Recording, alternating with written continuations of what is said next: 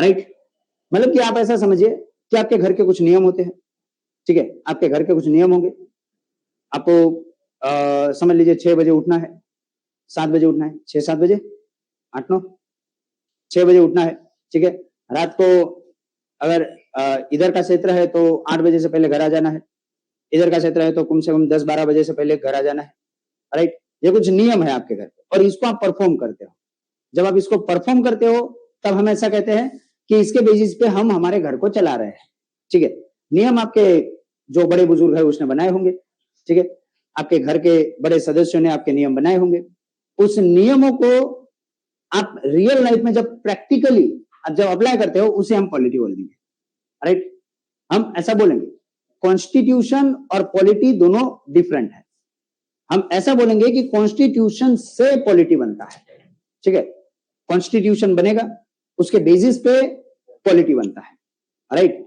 इसलिए दोनों टर्म अपने आप में अलग है, लेकिन हम बड़े से टर्म में, बड़े से कॉन्टेक्स्ट में हम उसे क्या बोल देंगे कि ये क्या है, पॉलिटी, ठीक है। हम किसका सब्जेक्ट बोलेंगे, पॉलिटी का। कॉन्स्टिट्यूशन क्या है, कॉन्स्टिट्यूशन एक बुक है जो हर देश का हो सकता है, हर देश का हो सकता है, हर कंपनी का हो सकता है, आपके घर का हो सकता है, आपके किसी समाज का हो सकता है, क्योंकि वो रूल बुक है, वो रूल बुक है, रूल बुक से ज्यादा वो कुछ नहीं। लेकिन उसको जब आप इंप्लीमेंट करते हो, जब आप उसे रियल लाइफ में जब अप्लाई करते हो तो वो बन जाता है पॉलिटी, राइट। फिर भी हम उसकी जो प्रॉपर डेफिनेशन है उसको समझेंगे। तो अभी के लिए बस इतना रखो कि हमें ये वाला पॉलिटिक्स बिल्कुल नहीं पढ़ना है, राइट। कि नरेंद्र मोदी ने राहुल गांधी को इस तरीके से सजा देते हुए 2 साल की सजा दी, अभी राहुल गांधी सजा के पात्र बने और अभी अगले साल का इलेक्शन नहीं लड़ पाए, ऐसा बिल्कुल नहीं, राइट। राहुल गांधी ने नरेंद्र मोदी के खिलाफ बोले ये कड़वे शब्द और फिर अरविंद केजरीवाल ने बोला कि पढ़ा लिखा पीएम होना चाहिए, गवार तो सब्जी भी होती है, ऐसा बिल्कुल नहीं, राइट। ऐसा बिल्कुल नहीं, ये सारी चीजें हमें बिल्कुल नहीं पढ़नी। हमें न्यूज़पेपर में से भी वो सारी चीजें पढ़नी है जो हमारे सिलेबस के अकॉर्डिंगली हो। इसलिए मैंने आपको कल बताया था कि सिलेबस कुछ भी करो, सिलेबस को आप पूरी तरीके से याद करके आओ। हमने पूरा सिलेबस का ओरिएंटेशन कर लिया, राइट। उसी के बेसिस पे ये कुछ चीजें हम समझने की कोशिश करेंगे। देखो पहले पॉलिटी पढ़ना कैसे है ना वो समझ लीजिए, फिर पढ़ाई तो होती रहेगी, राइट। यही एक अप्रोच है कि इसके बेसिस पे हम आगे बढ़ पाएंगे, राइट। तो ये चीज है कि पॉलिटी में थोड़ा सा हमने डेफिनेशन दिया कि भाई हम ये पढ़ेंगे और इसके बेसिस पे होती हुई पॉलिटी को देखेंगे, वो वाला पॉलिटिक्स नहीं देखेंगे, वो जो राजनेता करते हैं उन सारी पॉलिटिक्स को हम नहीं देखेंगे। हम क्या करेंगे, इसको करेंगे। दूसरी चीज कि इसकी जरूरत क्यों है, यूपीएससी ने इसमें रखा क्यों है, सिग्निफिकेंस क्या है। देखो इसकी बहुत सिग्निफिकेंस है। यूपीएससी में हर साल आपको दिखेंगे 15 से 20 क्वेश्चन, या फिर 20 से ज्यादा भी हो सकते हैं, लेकिन 15 से 20 आप डिसेंट आप नंबर समझ के चलिए। एक अप्रोप्रिएबल एक नंबर है जो 15 से 20 का है, 15 से 20 में ये क्वेश्चन पूछे जाते हैं। ऐसा है कि 15 से 20 क्वेश्चन हर साल यूपीएससी में इसके आते हैं। अच्छा 20 क्वेश्चन अगर आते हैं तो इसका मतलब कितने मार्क हुए, 30 मार्क हुए, इंटू 2 होता है ना, तो 20 मार्क इंटू 40 20 क्वेश्चन तो 40 मार्क हो जाएंगे, राइट। तो इसका मतलब कि 40 मार्क 200 में से आपको 40 मार्क का सिर्फ पॉलिटी पूछा जा रहा है, ठीक है। ऐसा हो सकता है, मतलब कि 15 से 20 का अगर क्वेश्चन पूछे जा रहे हैं तो आपको 30 से 40 मार्क की वेरिएशन इसमें आ सकता है, और 30 से 40 मार्क आपको सिर्फ और सिर्फ ये पॉलिटी जो है वो दे सकता है। पॉलिटी मतलब आप समझ लीजिएगा बड़ा बड़ा सा जो जनरल टर्म में चलता है वो पॉलिटी ही चलता है। कोई ऐसा नहीं बोलता कि हम कॉन्स्टिट्यूशन के क्लास में जा रहे हैं। कॉन्स्टिट्यूशन सिर्फ एक रूल बुक है, राइट, उसके बेसिस पे हमें चलाना है, और वो कैसे चलाते हैं क्या करते हैं उसको हम धीरे धीरे समझेंगे। हम रूल बुक को पढ़ते पढ़ते हमारी पॉलिटी को पढ़ेंगे और उसके बाद आपको गवर्नेंस आएगा। अभी एक सीट आपको मिलेगी, उस सीट में आप देखिएगा पॉलिटी, कॉन्स्टिट्यूशन एंड गवर्नेंस, ये 3 चीज है। अभी थोड़ी देर बाद हम वही देखेंगे, वही चीज को समझने की कोशिश करेंगे। दूसरी सबसे इंपॉर्टेंट चीज कि 15 से 20 क्वेश्चन आता है तो इसका मतलब 15 से 20 क्वेश्चन है, इसका मतलब कि आप 30 से 40 मार्क इसमें समझ के चलिए, 30 से 40 मार्क बहुत है। एक एक मार्क से सिलेक्शन अटक जाता है, आपको पता ही होगा, एक एक मार्क से पॉइंट से सिलेक्शन अटक जाता है, इसलिए 30 से 40 मार्क अपने आप में ज्यादा है। एक तो ये इंपॉर्टेंस हुआ प्रीलिम में, राइट, एक इसकी बात हुई प्रीलिम की। दूसरा है मेंस में भी अगर देखो पेपर 2 जेएस पेपर 2 जिसमें आपको लिखा है पॉलिटी, गवर्नेंस एंड कॉन्स्टिट्यूशन, ठीक है, ये कुछ लिखा है, उसमें बहुत सी चीजें लिखी है, आपने पढ़ा होगा शायद सबने, नहीं पढ़ा? एक मिनट दिखाइएगा। देखो इसी चीज को पढ़ना जो यूपीएससी ने दे रखा है वो, और इसी चीज में से यूपीएससी ने जो मेंस का पेपर है ना, पेपर जीएस पेपर 2, उसमें जब देखते हो तो उसी की भाषा को पढ़ने का रखिएगा। देखो ऐसा है कि भाषा कोई भी आपको समझा देगा, लेकिन यूपीएससी की भाषा समझना बहुत ज्यादा जरूरी है, क्योंकि देखो यूपीएससी ने क्लियरली यहाँ पे लिख रखा है कि मेंस का एग्जामिनेशन कैसा रहेगा। तो अगर आपको है आपके पास अगर यूपीएससी की जो यूपीएससी की वेबसाइट से अगर दे रखा है वो अगर आपके पास है, तो आप देखिएगा वहां पे मेंस का एग्जामिनेशन वहां पे आपको दिखेगा। और मेंस के एग्जामिनेशन में अगर आपको दिख रहा होगा तो वहां पे दिखा, उन्होंने बताया है कि एग्जामिनेशन का लेवल क्या रहेगा। अगर आपके पास ये है, देखो पार्ट बी और मेंस एग्जामिनेशन ऐसा लिख रखा होगा, अगर आपके पास है तो वहां पे देखो ये first, second and third paragraph है, दिख रहा होगा आपको, फर्स्ट, सेकंड एंड थर्ड। देखो उसमें लेवल के बारे में बता रखा है। थर्ड पैराग्राफ का जो सेकंड लाइन है वो सेकंड लाइन में पढ़ रहा हूं, for the examination is broadly of the honour degree level. कौन सा लेवल है? तो higher than the bachelor degree and lower than the master degree, ठीक है। क्या बोल रहे हैं कि लेवल कैसा होना चाहिए आपका, दिख रहा है क्या? मेंस का ये थर्ड पैराग्राफ, और यहाँ पे देखिए दूसरा लाइन में पढ़ रहा हूं, उसमें लिखा है कि इस एग्जामिनेशन का लेवल क्या रहेगा। तो लेवल में उन्होंने क्या लिखा है कि higher than the bachelor degree and lower than the masters degree. इसलिए आपको पहले ही कॉन्टेक्स्ट में आपको पता चल गया कि आपका लेवल क्या होना चाहिए। आपको पीएचडी करने की जरूरत नहीं है, राइट, क्योंकि कहीं कहीं पे ऐसा आपको दिख जाएगा कि बहुत सारी जगह पे आप अंदर घुस घुस के बगैर मतलब का पीएचडी करने लगते हैं, किसी भी लेवल में, किसी भी टॉपिक में, कोई मतलब नहीं उसका, ठीक है। समझिए, पहले ही समझिए कि हमें क्या चाहिए, हमें क्या उसमें से निकालना है। इसलिए मेंस का पेपर जब आपके पास आ रहा है, जब मेंस का पेपर आपके पास आता है तो आपके पास है जीएस पेपर 2, राइट, और उसमें आपको ये कुछ चीजें दिखा रखी है। देखो जीएस पेपर 2 और इसमें दिखा है गवर्नेंस, कॉन्स्टिट्यूशन एंड पॉलिटी, ये 3 अलग अलग वर्ड यहाँ पे लिख रखे हैं। हम उसी पे आते हैं, सोशल जस्टिस, इंटरनेशनल रिलेशन, वो पूरा हमने देखा, हम सिर्फ अभी पॉलिटी के बारे में देखते हैं, ठीक है। तो मेंस में उसकी मेंस में उसका इंपॉर्टेंस है, और कितना इंपॉर्टेंस है उसका, इंपॉर्टेंस आपको समझ में आ गया।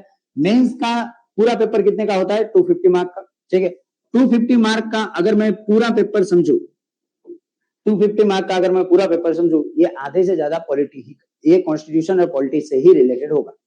उसमें भले सोशल जस्टिस और इंटरनेशनल रिलेशन के बारे में 2 चीजें वहां पे दे रखी है, पॉलिटी के अलावा दूसरी 2 चीजें है उसमें, बाकी 3 चीजें उसमें कैसी है? पॉलिटी, गवर्नेंस, कॉन्स्टिट्यूशन, ये 3 चीजें उसमें लिख रखी है। बाकी 2 चीजें पेपर 2 में अलग है, एक है सोशल जस्टिस और दूसरा है आईआर, इंटरनेशनल रिलेशन। तो ये दोनों का आपका अलग से क्लास लगता है वैसे, राइट, ये बड़ा सब्जेक्ट है, और इनमें इनका भी अलग से क्वेश्चन पूछे जाते हैं। हालांकि आईआर जो है पूरा करंट अफेयर बेसिस पे उन्होंने अभी तक तो वैसा ही पूछा है, लेकिन थोड़ा सा आपको बैकग्राउंड पता होता है तो आपका कामकाज ठीक बनता है, ठीक है। तो ये है एक्चुअली कि आपको क्या पूछा जाता है। अगर आप polity, governance and constitution, right, आपको जो क्रम दे रखा होगा वो ऐसा दे रखा होगा, गवर्नेंस, कॉन्स्टिट्यूशन एंड पॉलिटी, ऐसा दे रखा होगा। इन तीनों को अगर आप पकड़ के चलो, इन तीनों को अगर पकड़ के चलो तो आपका 250 में से लगभग आप 80 से 90 के पास पहुंच सकते हो, 80 to 90 मार्क्स के अराउंड आप पहुंच सकते हो इन तीनों के बेसिस में, ठीक है। इतना इंपॉर्टेंस इस पॉलिटी का इसमें है। बाकी तो इंटरनेशनल रिलेशन भी उसी में है, और दूसरा आपको दिख रहा होगा कि सोशल जस्टिस भी उसी में है। मैंने आपको बताया था सोशल जस्टिस, समाज, और कल ही हमने बात की थी, जो पेपर 1 की बात हुई थी उसमें हमने बात की थी कि कैसे सिक्योरिटी भी पूछी जाती है, लेकिन वो पेपर 1 में, ठीक है। इंडियन सोसाइटी, वो सारी चीजें, इंडियन सोसाइटी, और फिर थोड़ा सा ज्योग्राफी का पार्ट, वो सारी चीजें कहां पे थी? पेपर 1 में, देखा है ना घर पे जाके, ठीक है। तो ये कुछ इसकी सिग्निफिकेंस है। दूसरी है कि उसे कैसे पढ़ा जाता है। देखो जो सब कर रहे हैं वैसा तो हम करेंगे ही, लेकिन थोड़ा सा अलग भी कोई चीजें हम ऐड करेंगे। आज के तारीख में पॉलिटी थोड़ा डाइवर्स हुआ है, क्योंकि देखो कॉन्स्टिट्यूशन में अमेंडमेंट होते जा रहे हैं, इसलिए पॉलिटी भी डाइवर्स होती जाती है। अभी कैसे अप्रोच किया जाए, क्या चीजें उसमें लेकर आई जाए ताकि हमारी जो स्टडी है वो हम कुछ यहां तक उसे मुकाम तक पहुंचा पाए। देखो अभी तक जो हो रहा है उसके बेसिस पे अगर देखने जाओ, अभी तक जो हो रहा है उसके बेसिस पे देखने जाओ, तो एक तो है प्रीलिम, ठीक है, एक तो प्रीलिम, दूसरा है मेंस, और तीसरा है इंटरव्यू। अब इसके तीनों के लिए कोई अलग से प्रिपरेशन नहीं है, ऐसा नहीं कि आप मेंस को अलग से पढ़ो, इंटरव्यू को अलग से पढ़ो और आपको प्रीलिम के लिए अलग से करना पड़े। क्वालिटी ऐसा है कि आप हर जगह पे एक जैसा कर सकते हो। एक जैसा इन द सेंस आपका अप्रोच एक रख के आप तीनों की तैयारी कर सकते हो, तीनों की प्रिपरेशन कर सकते हो। ये तो पहला हुआ। दूसरा, पहले मैंने आपको बताया था कि पॉलिटी एक ऐसा सब्जेक्ट है जो स्टेट वाइज अलग नहीं हो रहा है। हमारे पूरे देश का एक कॉन्स्टिट्यूशन है, राज्य का कॉन्स्टिट्यूशन नहीं है, किसी एक सिटी का कॉन्स्टिट्यूशन नहीं है, हमारा किसका है? पूरे भारत का है। तो मैंने आपको बताया था कि अगर कोई आगे जाके ऐसा सोचता है या फिर प्रिपरेशन के साथ ही किसी स्टेट पीसीएस की भी अगर एग्जाम देता है, तो प्लान कर रहा है क्या स्टेट पीसीएस की एग्जाम का? एक कर रहा है। कौन सी स्टेट? राजस्थान। अरे वेरी गुड, राजस्थान की। अब यूपीपीएस, आरपीएस, राइट। दूसरा कोई स्टेट पीसीएस की देखो अभी एज है, सारी चीजें हैं, तो अलग से कोई प्रिपरेशन तो होती है नहीं, यही प्रिपरेशन से आप वो सारी चीजें कर सकते हो। तो कोशिश कीजिएगा, अगर कोई हिंदी मीडियम से अगर करता है, समझ लीजिए हिंदी मीडियम से अगर कोई यूपीएससी की प्रिपरेशन करता है और कोई इंग्लिश से करता है, देखो ऐसा है कि मैंने कल आपको बताया था कि हर पीसीएस में अपनी अपनी एग्जाम होती है, हर पीसीएस का अपना अपना चलता है, लेकिन एक लैंग्वेज कॉमन है, इंग्लिश लैंग्वेज, राइट। और हमारे उत्तर भारत के कुछ स्टेट है जिसमें हिंदी और इंग्लिश दोनों चलती है, जैसे कि हमारा राजस्थान है, राइट। राजस्थान में दो लैंग्वेज होंगी, हिंदी एंड इंग्लिश। जैसे हमारा उत्तर प्रदेश है, जैसे हमारा बिहार है, राइट, एमपी है, मध्य प्रदेश है, ठीक है, और थोड़ा बहुत हमारा छटा हुआ हमारा झारखंड है, राइट, झारखंड। अब झारखंड और उत्तर भारत के हमारे अधिकांश जितने भी राज्य हैं, इन सब में आपको दिखेंगे यही कुछ आपको स्टेट दिखेंगे जिसमें हिंदी और इंग्लिश दोनों है, राइट। तो इसका मतलब क्या हुआ कि इन सबकी स्टेट की पीसीएस के लिए कोई अलग से तैयारी नहीं है। यूपीपीएससी के आप एग्जाम देखोगे ना, यूपीएससी का ही पूरा सिलेबस है, पूरा। तो मतलब क्या, थोड़ा सा माइनर डिफरेंस है जो आपको अलग से प्रिपरेशन करने की जरूरत नहीं है। बिहार का आप देखोगे, राजस्थान का आप देखोगे, जीपीएससी देखोगे, जीपीएससी में ऐसा हो जाता है कि फिर उसमें क्या होता है कि आपको गुजराती करनी पड़ती है, एक लैंग्वेज वहां पे गुजराती होती है, राइट। अब देखो, जब आप गुजरात में जाते हो, गुजरात में, तो गुजरात में एक लैंग्वेज गुजराती होगी, एक लैंग्वेज इंग्लिश होगी। तो अगर आपको गुजरात इंग्लिश आप प्रीफर नहीं कर रहे हो, इंग्लिश मीडियम से आप एग्जाम नहीं दे रहे हो यूपीएससी का, तो आपको गुजराती आनी जरूरी होगी, ठीक है। अगर आप महाराष्ट्र में जाते हो, आप महाराष्ट्र की एमपीएससी देने की कोशिश करते हो, Maharashtra public service commission, MPSC देने की कोशिश करते हो, तो एक लैंग्वेज इंग्लिश होगी, एक मराठी होगी। लेकिन ये ध्यान में रखिएगा, सारे सब्जेक्ट एक जैसे ही है।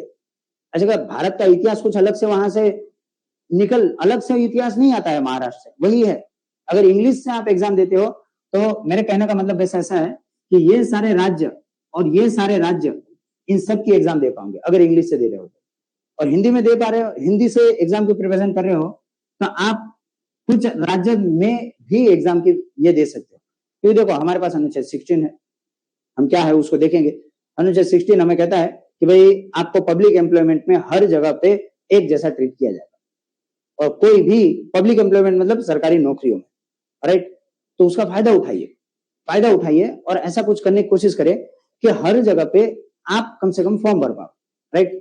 यूपीएससी तो फोकस रखना है, लेकिन देखो हर एक की तैयारी के लिए अपना टाइम पास नहीं करना है, एग्जाम देना है, देकर देखो, क्योंकि सिलेबस तो एक जैसा ही है।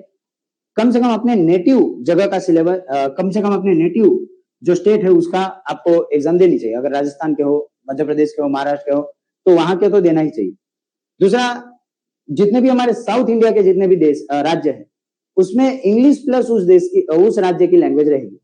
फॉर एग्जाम्पल, आप तमिलनाडु का देखोगे, तमिलनाडु का, तो तमिलनाडु में भी ऐसा ही है, राइट। वहां पे इंग्लिश होगी और वहां पे तमिल लैंग्वेज होगी। केरल में जाओगे तो वहां पे इंग्लिश होगी और मलयालम होगा। लेकिन केरल का कॉन्स्टिट्यूशन भी कुछ अलग थोड़ी है, यही कॉन्स्टिट्यूशन, यही हिस्ट्री, सारी यही होगा, ठीक है।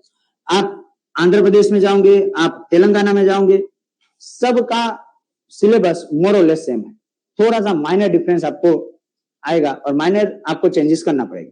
इसलिए कहने का मतलब क्या है कि ये चीज आपको फायदा सिर्फ यूपीएससी में नहीं, ये आपको स्टेट पीसीएस में भी इसको फायदा मिल सकता है, स्टेट पीसीएस में भी आपको इसका फायदा मिल सकता है। किसकी? यूपीएससी की। स्टेट, हर स्टेट पीसीएस की एज लिमिट अलग अलग है, वो वेरी करती है 20 से ऊपर, लेकिन नॉर्मली सब में 20 से ऊपर है। यूपीएससी का 21 है, 21, ठीक है, 20 से ऊपर है और 30, 35 तक सबके अलग अलग है, राइट। यूपीएससी का 32 है, आपको पता है, ठीक है, और 39 हमारे ओबीसी कैंडिडेट के लिए है। हर स्टेट पीसीएस ने अपना अपना बता रखा होता है। आपको क्या करना है, जिस स्टेट पीसीएस का देख रहे हो उन्होंने अपनी एडवर्टाइजमेंट दे रखी है, उसमें सिर्फ आपको उसका थोड़े क्राइटेरिया देख लेना, और ये ज्यादा हार्ड नहीं है। जैसे मैंने आपको यहाँ पे यूपीएससी लिख के दिखाया, वैसे आपको एमपीएससी लिखना है, Maharashtra public service commission, GPSC लिखना है। जीपीएससी के लिए तो अलग से है, यहाँ पे पूरा आपको दिख जाता है। एमपीएससी, आरपीएससी, सबका अपना अपना एक एक वेबसाइट बना हुआ है। आपको वहां पे जाना है, उसका एज क्राइटेरिया, उसका क्वालिफिकेशन, सारी चीजें देख लेनी है। लेकिन देखिएगा, अपनी प्रिपरेशन को डाइवर्ट मत कीजिएगा। इसका मतलब ऐसा नहीं कि आप ये सारी चीजें छोड़ के पूरे भारत के एग्जाम देने घूमने लगो, ऐसा नहीं। मेन फोकस यूपीएससी पे रखिए, समझ लो। ये ऐसा है कि इसका फायदा आपको हो सकता है अगर आप करना चाहो तो, लेकिन ऐसा नहीं कि उसी की तरफ आप डाइवर्ट होते जाओ कि नहीं नहीं मुझे तो पूरे फिर तमिलनाडु की एग्जाम देनी है, फिर उत्तर प्रदेश की दूंगा, फिर राजस्थान की दूंगा, फिर गुजरात की दूंगा, फिर महाराष्ट्र की दूंगा, सबकी एग्जाम देता ही घूमता फिर। ऐसा नहीं, आपका मेन फोकस होना चाहिए यूपीएससी, तो ये फायदा होगा। वरना आप उसकी फोकस की तैयारी करते रहोगे, उसकी तैयारी करते रहोगे, तो ये फायदा आपको नहीं होने वाला है। इसलिए समझिए आप कि आपका ये बाय डिफॉल्ट आपको एक एज मिलेगा जो वहां के स्टेट पीसीएस को लोगों को नहीं मिलता है, कम से कम, ठीक है। तो ये मैंने यूपीएससी का आपको एक प्रिंट बना के दिया है, एक बार आप इसको देखिएगा। यही सेम चीज है जो हम यहाँ पे डिस्कस कर रहे हैं।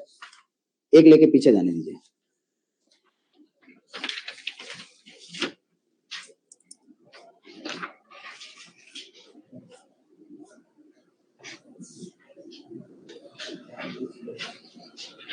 आ गया सबके पास? चलिए, तो देखिए अब उसमें दिख रहा होगा आपको, मैंने प्रीलिम मेंस और इंटरव्यू वहां पे लिखा नहीं, लेकिन प्रीलिम मेंस एंड इंटरव्यू तीनों की होलिस्टिक हम तैयारी के बारे में बात करें।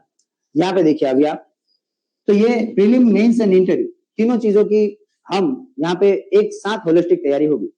आप इस चीज पे ध्यान दीजिएगा, इस चीज को सब्स्टिट्यूट के तौर पे रखना है। इस चीज को मेन की तरीके से देखोगे कि मैं यहाँ पे भी दूंगा, वहां पे भी दूंगा, यहाँ पे भी जाऊंगा, वहां पे भी जाऊंगा, ऐसा नहीं। ये सब्स्टिट्यूट है। ये बोलते हैं ना कि उसके साथ साइड सीन होता है। आप कहीं घूमने जाते हो एज अ टूरिस्ट, तो आप जा कहाँ रहे हो, आप जा रहे हो, समझ लीजिए कि आप केदारनाथ घूमने जा रहे हो। केदारनाथ से ऐसे करके ऐसे वापस थोड़ी आ जाते हो, ऐसे करके जब ही जाते हो, ऐसे नहीं जाते हो, थोड़ा साइड सीन देखते हो, राइट। साइड सीन में आपने कोई वाटरफॉल देख लिया, किसी होटल में रुक गए, होटल के बाहर कोई नदी जा रही थी तो नदी का लुत्फ उठा लिया, बीच में कोई खाना खाया तो खाना का स्वाद रह गया आपके जीभ पे, ये साइड सीन है। कभी सनसेट पे चले गए, सनसेट देख लिया आपने, सनसेट देख लिया, सनराइज देख लिया, ये सब साइड सीन है, ठीक है। लेकिन साइड सीन अगर मेन बन जाए तो फिर आपका वो केदारनाथ घूमना रह जाएगा, समझ रहे हो। इसलिए मेन फोकस क्या रहना है, केदारनाथ घूमना है। Kedarnath in the sense main focus आपका यही होना चाहिए, यूपीएससी होना चाहिए। इसके साथ साइड सीन ये हो सकते हैं, ऐसे समझने की कोशिश करो, ठीक है। तो ये है, उसे किस तरीके से हमें उसे अप्रोच करना है। उसके लिए बुक कौन सी होनी चाहिए, बुक्स कौन सी होनी चाहिए। देखो कुछ लोग कहते हैं कि भाई एक ही बुक पढ़ो और उससे बात खत्म कर लो। एक चारों तरफ एक बुक चल रही है, आपको पता होगा, यम लक्ष्मीकांत करके एक बुक है, चारों तरफ एक ही चल रही है। लेकिन देखिए आजकल ऐसी एक रियलिटी ऐसी बन रही है कि मैंने अभी शुरुआत में आपको बताया कि 15 से 20 क्वेश्चन अप्रोक्सीमेटली यूपीएससी में पॉलिटी के बन रहे हैं। ऐसा तो मैं बिल्कुल नहीं बोलूंगा कि लक्ष्मीकांत में से क्वेश्चन नहीं आ रहे, आ तो रहे हैं, लेकिन देखो आप पूरी लक्ष्मीकांत रट लो, इतनी बुक है लक्ष्मीकांत की। देखा है क्या लक्ष्मीकांत किसी ने? देखा होगा, नया नया अभी शुरुआत की है, तो अभी देख लोगे, नहीं देखा है तो देख लोगे, या फिर किसी ने देखा है तो आप लोगों को खूब खूब बधाई कि आपने कम से कम बुक देख ली है। चलो, बुक देखने से वैसे तो इतनी मोटी बुक आपको दिखेगी, और ऐसा कुछ है नहीं कि वो बुक में पढ़ के ना समझा जाए, राइट। एक बार आप यहाँ पे देख लेते हो और उसको पढ़ते हो तो वो चीजें आपको इजीली समझ में आ जाती है। लेकिन मैं बिल्कुल ऐसा नहीं बोलूंगा कि सिर्फ और सिर्फ लक्ष्मीकांत। पहले आपको बेस बनाना पड़ेगा, पहले आपको बेस बनाना पड़ेगा, इसको साइड में रखिएगा। पहले बेस बनाना पड़ेगा, तो इसके लिए आपको एनसीईआरटी लगेगी, एनसीईआरटी लगेगी। एनसीईआरटी कौन सी लगेगी? तो 6 से लेके 12 की, 6 to 12 की एनसीईआरटी। देखिएगा बेस बनाना पड़ेगा, बेस के बगैर काम नहीं होगा। आपको अगर ऐसा लग रहा है कि डायरेक्ट लक्ष्मीकांत पढ़ लो, डायरेक्ट स्टैंडर्ड बुक पढ़ लो, तो वो हमेशा घूमते रहते हैं। घूमते इन द सेंस डायरेक्ट बड़ी सी बुक पकड़ लिया आपने हाथ में, पता कुछ है नहीं और चालू कर दिया, वहां पे पढ़ रहे हो कि India has a cooperative federalism, we was approaching toward the competitive federalism and this the scenario of cooperative federalism and the competitive federalism is a asymmetrical federalism। और आप तो पहले चक्कर आ रहे हो, ये फेडरलिज्म आया कहां से, ये फेडरलिज्म है का, ये कहां हो क्या रहा है, ये क्या इसी दिन के लिए यूपीएससी सब स्टार्ट किया था, अब वहीं क्यों घूम रहे हो? ऐसा मत कीजिए, पहले शब्दों को पकड़िए। फेडरलिज्म क्या है, कैसे आया, क्यों है, कैसे कैसे उसको लाया गया, क्या उसका अप्रोच है, क्यों उसको रखना है, ये सारी चीजें। कहने का मतलब ऐसा है कि एनसीईआरटी क्लास 6 से लेकर 12 तक शुरुआत में आपको वो एसएस के नाम से दिखेगी, पॉलिटिकल साइंस के नाम से। पहले तो एसएस में हमने पढ़ा ना आपको, वैसे तो वो पॉलिटिकल साइंस के नाम से वहां पे दिख जाती है, पहले शुरुआत में 6 से लेकर 10 तक आपको सोशल साइंस के नाम से दिखती है, ठीक है। एसएस का नाम सुना होगा ना, वो बचपन में हमें बहुत ज्यादा बोरिंग लगती थी वही बुक, है ना, उसमें तीनों पोर्शन आ जाता था, हिस्ट्री का भी आता था और जिसे हम समाजशास्त्र कहते थे वो भी आ जाता था और ज्योग्राफी भी आ जाता था, और तीनों को एक जगह पे मिलके वो एसएस कह देते थे। उसमें से हमें पॉलिटी पढ़ना है। अरे क्लास 6 से लेके 12 की, तो कुछ लोग कहते हैं कि हम 6 की क्यों पढ़े, हम तो ग्रेजुएट हैं, हम तो ग्रेजुएशन कर रहे हैं, हम 6 की क्यों पढ़े, तो मैं बोलूंगा पढ़ोगे, फिर भी पढ़ो, क्योंकि उसके अलावा दूसरा रास्ता नहीं है, ठीक है। 6 से लेके 12 की सब एनसीईआरटी पढ़नी पड़ेगी। तो ऐसा जरा भी ये मत रखिए कि भाई हम ग्रेजुएट हो गए, ग्रेजुएशन कर रहे हैं, या फिर हमारे वसूल के खिलाफ है कि हम छोटे बच्चों की बुक पढ़े, ऐसा कुछ ये थोड़ा भी मत रखिए। आप 6 से पढ़िए, क्योंकि एनसीईआरटी में इस तरीके से समझाया गया है कि जैसे छोटे बच्चों को समझाया जाता है। छोटे बच्चों को उंगली पकड़ के कैसे चलाया जाता है कि भाई चलो पहले अपना दाया पैर रखो, फिर लेफ्ट रखो, फिर राइट रखो, लेफ्ट राइट करके वो गिरता है पड़ता है, गिरता है पड़ता है, गिरता है उठता है, पड़ता है, गिरता है उठता है, ये चलता रहता है, चलता रहता है, चलता रहता है, ठीक है। लेकिन उसे गिरने के लिए चला नहीं रहा है, उसे उठाने के लिए चलाया जा रहा है। तो आपको एनसीईआरटी उठा के रखेगी, लेकिन थोड़ी चीज समझनी है आपको, एनसीईआरटी को कैसे पढ़ना है वो चीज आपको हमेशा से आपके दिमाग में रखनी है। एनसीईआरटी कैसे आपको पढ़ना है, देखिएगा, एनसीईआरटी पढ़ते वक्त एक चीज ध्यान में रखिएगा। पहले तो मैंने बताया आपको कि 6 से लेकर 12 की एनसीईआरटी आपको पढ़नी ही है। उसमें एक दो है जिसमें इंटरनेशनल रिलेशन के बारे में बता रखा है, वो चीज आप अभी के लिए इग्नोर कर सकते हो, जब आईआर पढ़ोगे तब वो उसको पढ़ोगे, राइट। मतलब कि उसके world, India and contemporary world ऐसा कुछ दे रखा होगा, उसमें आपको वर्ल्ड वॉर दे रखा होगा, first world war, second world war, cold war, ये सारी चीजें आपको दे रखी होगी। आपको वो चीज अभी के लिए उसको साइड में रख सकते हो, बाकी सब पढ़ना है, ठीक है। 6 से लेकर 12 की पढ़ना है तो 3 चीजों पे हमेशा फोकस रखिएगा, 3 चीजें हमेशा ध्यान रखिएगा कि आप एनसीईआरटी पढ़ते वक्त हमेशा दिमाग में रखिए कि आप पहले तो वो चैप्टर या फिर क्लास 6 या क्लास 7 या क्लास 12 तक, क्योंकि अभी आप ग्रेजुएट हो, और ग्रेजुएट हो तो फिर आपको ये लग सकता है कि भाई मैं एनसीईआरटी क्यों पढ़ूं, ऐसा क्या है, ठीक है। तो इसके लिए सबसे पहले होना चाहिए क्यों मैं एनसीईआरटी क्यों पढ़ रहा हूं, ये ध्यान में रखिएगा। हर चैप्टर, हर सब्जेक्ट का हर चैप्टर पढ़ते हो, सिर्फ मैं पॉलिटी तक नहीं बोल रहा हूँ, ये एनसीईआरटी, आपको कोई भी फैकल्टी आएगी आपको यही बोलेगा कि मेरे सब्जेक्ट के लिए पहले एनसीईआरटी पढ़नी है, ठीक है। तो आपको पहले एनसीईआरटी पढ़नी है। और देखो एनसीईआरटी पढ़नी मतलब कुछ अलग से दुनिया की कोई चीज, अलग दुनिया की चीज नहीं बता रहे, ये वही चीज है जो आपने क्लास 6 से लेकर 12 तक पढ़ रखी है। हाँ, कोई आप में से कोई स्टेट पीसीएस का होगा, कोई सीबीएसई का होगा। सीबीएसई का कोई है, स्टेट पीसीएस, अच्छा सीबीएसई का है। स्टेट पीसीएस के कौन कौन है, मतलब बाकी के स्टेट पीसीएस के होंगे। स्टेट पीसीएस में कौन सी state, Gujarat board, Gujarat board से कितने हैं, ओके। और अदर बोर्ड से,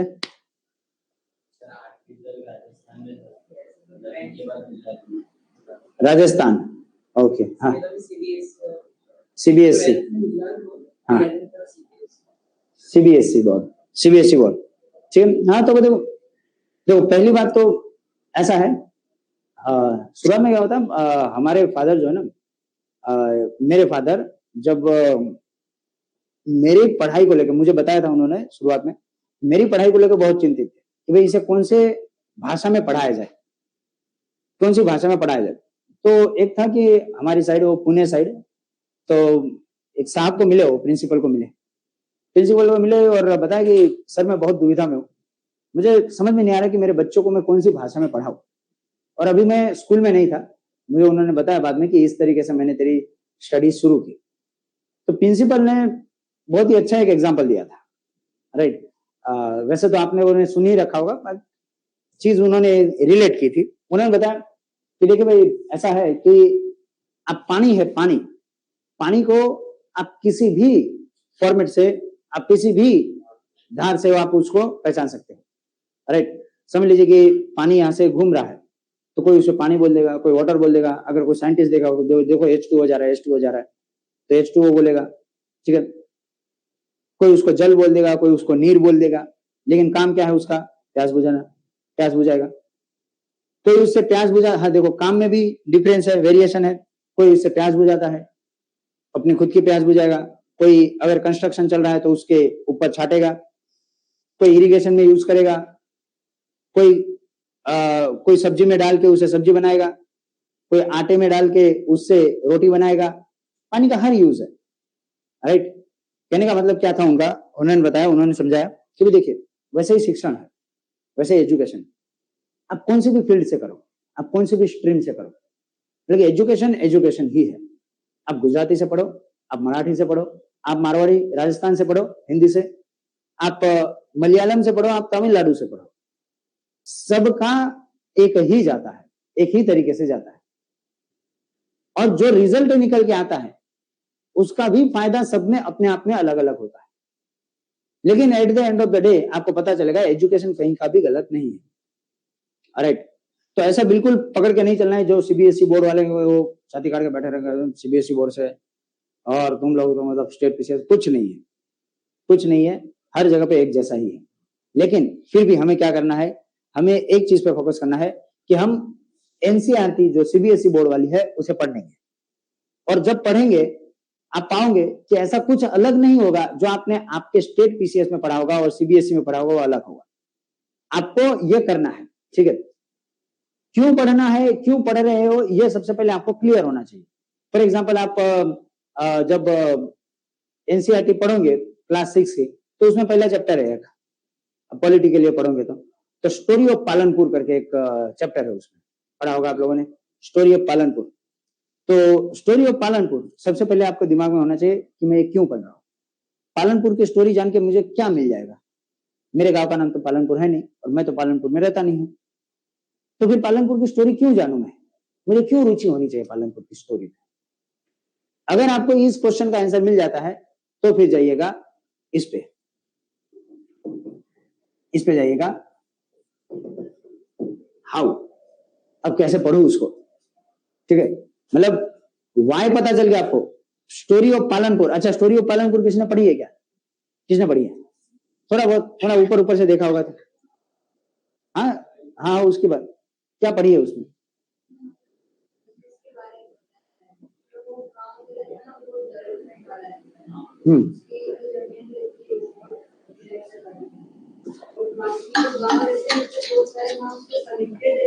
जी, उससे क्या करते हैं, बिजनेस करते हैं, ठीक है, एक दूसरे पे डिपेंडेंट है। एक जगह पे आपने उसका इंसिडेंट पढ़ा होगा, ग्रुप में गांव के कुछ लोग बैठे होते हैं और आगे सरपंच बैठा रहता है, और कुछ लोगों को ओबीसी की लिस्ट में डालना होता है, ऐसे कुछ उसकी चर्चा चल रही होती है। और एक पर्सन ऐसा होता है कि जो डिजर्व करता है ओबीसी लिस्ट में जाने के लिए, लेकिन उसका नाम उस लिस्ट में नहीं है। और एक ऐसा पर्सन का नाम उस लिस्ट में है जो ओबीसी की लिस्ट में है, लेकिन वो बिल्कुल डिजर्व नहीं करता क्योंकि वो घर से बहुत वेल्दी है। सुना ये, पढ़ा होगा आपने शायद, है ना। फिर सरपंच आगे बैठा है, गांव वाले लोग नीचे बैठे हैं, और एक दूसरे में मर्मरिंग कर रहे हैं, बातचीत कर रहे हैं कि भाई पता है उसका नाम है और उसका नाम नहीं है, अब क्या करें, अब क्या करें। देखो ये कुछ चीजें हैं, ये कुछ चीजें हैं जो छोटे बच्चों को कहानी के माध्यम से पढ़ाया जाता है, लेकिन आपको क्यूरियोसिटी जगानी है कि भाई मैं क्यों पढ़ रहा हूं, ये मुझे क्यों दिलचस्पी होनी चाहिए कि किसी का नाम ओबीसी लिस्ट में है और किसी का नाम ओबीसी लिस्ट में नहीं है, तो मुझे क्या ही फर्क पड़ जाएगा, राइट। इससे आपको यह पता चलेगा कि किस तरीके से एडमिनिस्ट्रेशन उस गांव का चलता है। तो आपको यह भी पता चलेगा कि एडमिनिस्ट्रेशन गांव का अगर चल रहा है और क्या दूसरे सारे गांव का भी ऐसा ही चलता है, क्या सभी जगह पे ऐसा ही होता है। तो अगर सभी जगह पे ऐसा होता है तो इसका मतलब किसी ने कानून बनाया होगा, और किसी ने अगर कानून बनाया है तो ये कानून कहां पे रखा होगा, ये कब लाया होगा, इसमें और क्या चीजें रखी होगी, और ये कानून बनाया होगा तो क्यों बनाया होगा, किस तरीके से बनाया होगा, ये सारी चीजें वहां पे रहेगी। इस तरीके से उसको आपको पढ़ना है। कैसे पढ़ना है? इस तरीके से, राइट।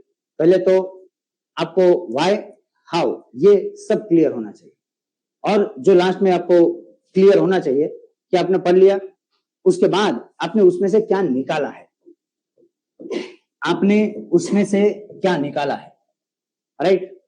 ऐसा ना हो कि आपने ये दोनों कर लिया और बात खत्म कर दो, ऐसा ना हो। इसलिए आपको उस पर्टिकुलर चैप्टर में से आपने क्या निकाला है ये भी आपको पता होना चाहिए, ठीक है। कि मैंने पालनपुर या फिर जो भी मैं चैप्टर इसमें से पढ़ा, तो इसमें से मुझे ये 3 से 4 पॉइंट मुझे मेन समझ में आए, राइट। फॉर एग्जाम्पल कोई भी चैप्टर आप आगे जाओगे तो आपको एक चैप्टर आएगा the democracy in the contemporary world. हर आप उसमें एक चीज पढ़ोगे, एक चैप्टर, एक लाइन बहुत मस्त लिखी है उसमें। लाइन ऐसी है कि the all the democracy must not have, may not have the election, and all the election does not mean that country is going through the democracy, right। Simple language में बोलूं तो उनका कहने का मतलब ऐसा है कि सारे ऐसे देश जिसमें डेमोक्रेसी है वो लोकतांत्रिक, वो चुनाव नहीं करती है। जो डेमोक्रेसी मतलब कि लोकतांत्रिक है वो चुनाव नहीं करती है, और सारे जो चुनाव करते हैं वो देश, वो डेमोक्रेसी है, ये जरूरी नहीं है। अब इसको अगर आप पढ़ोगे तो आप पढ़ोगे क्या मतलब, क्या दिमाग का दही क्यों कर रहे हो, मतलब डेमोक्रेसी है नहीं है, मतलब कि चुनाव करते हैं नहीं करते हैं, आपको यही समझना है। भारत में चुनाव होते हैं।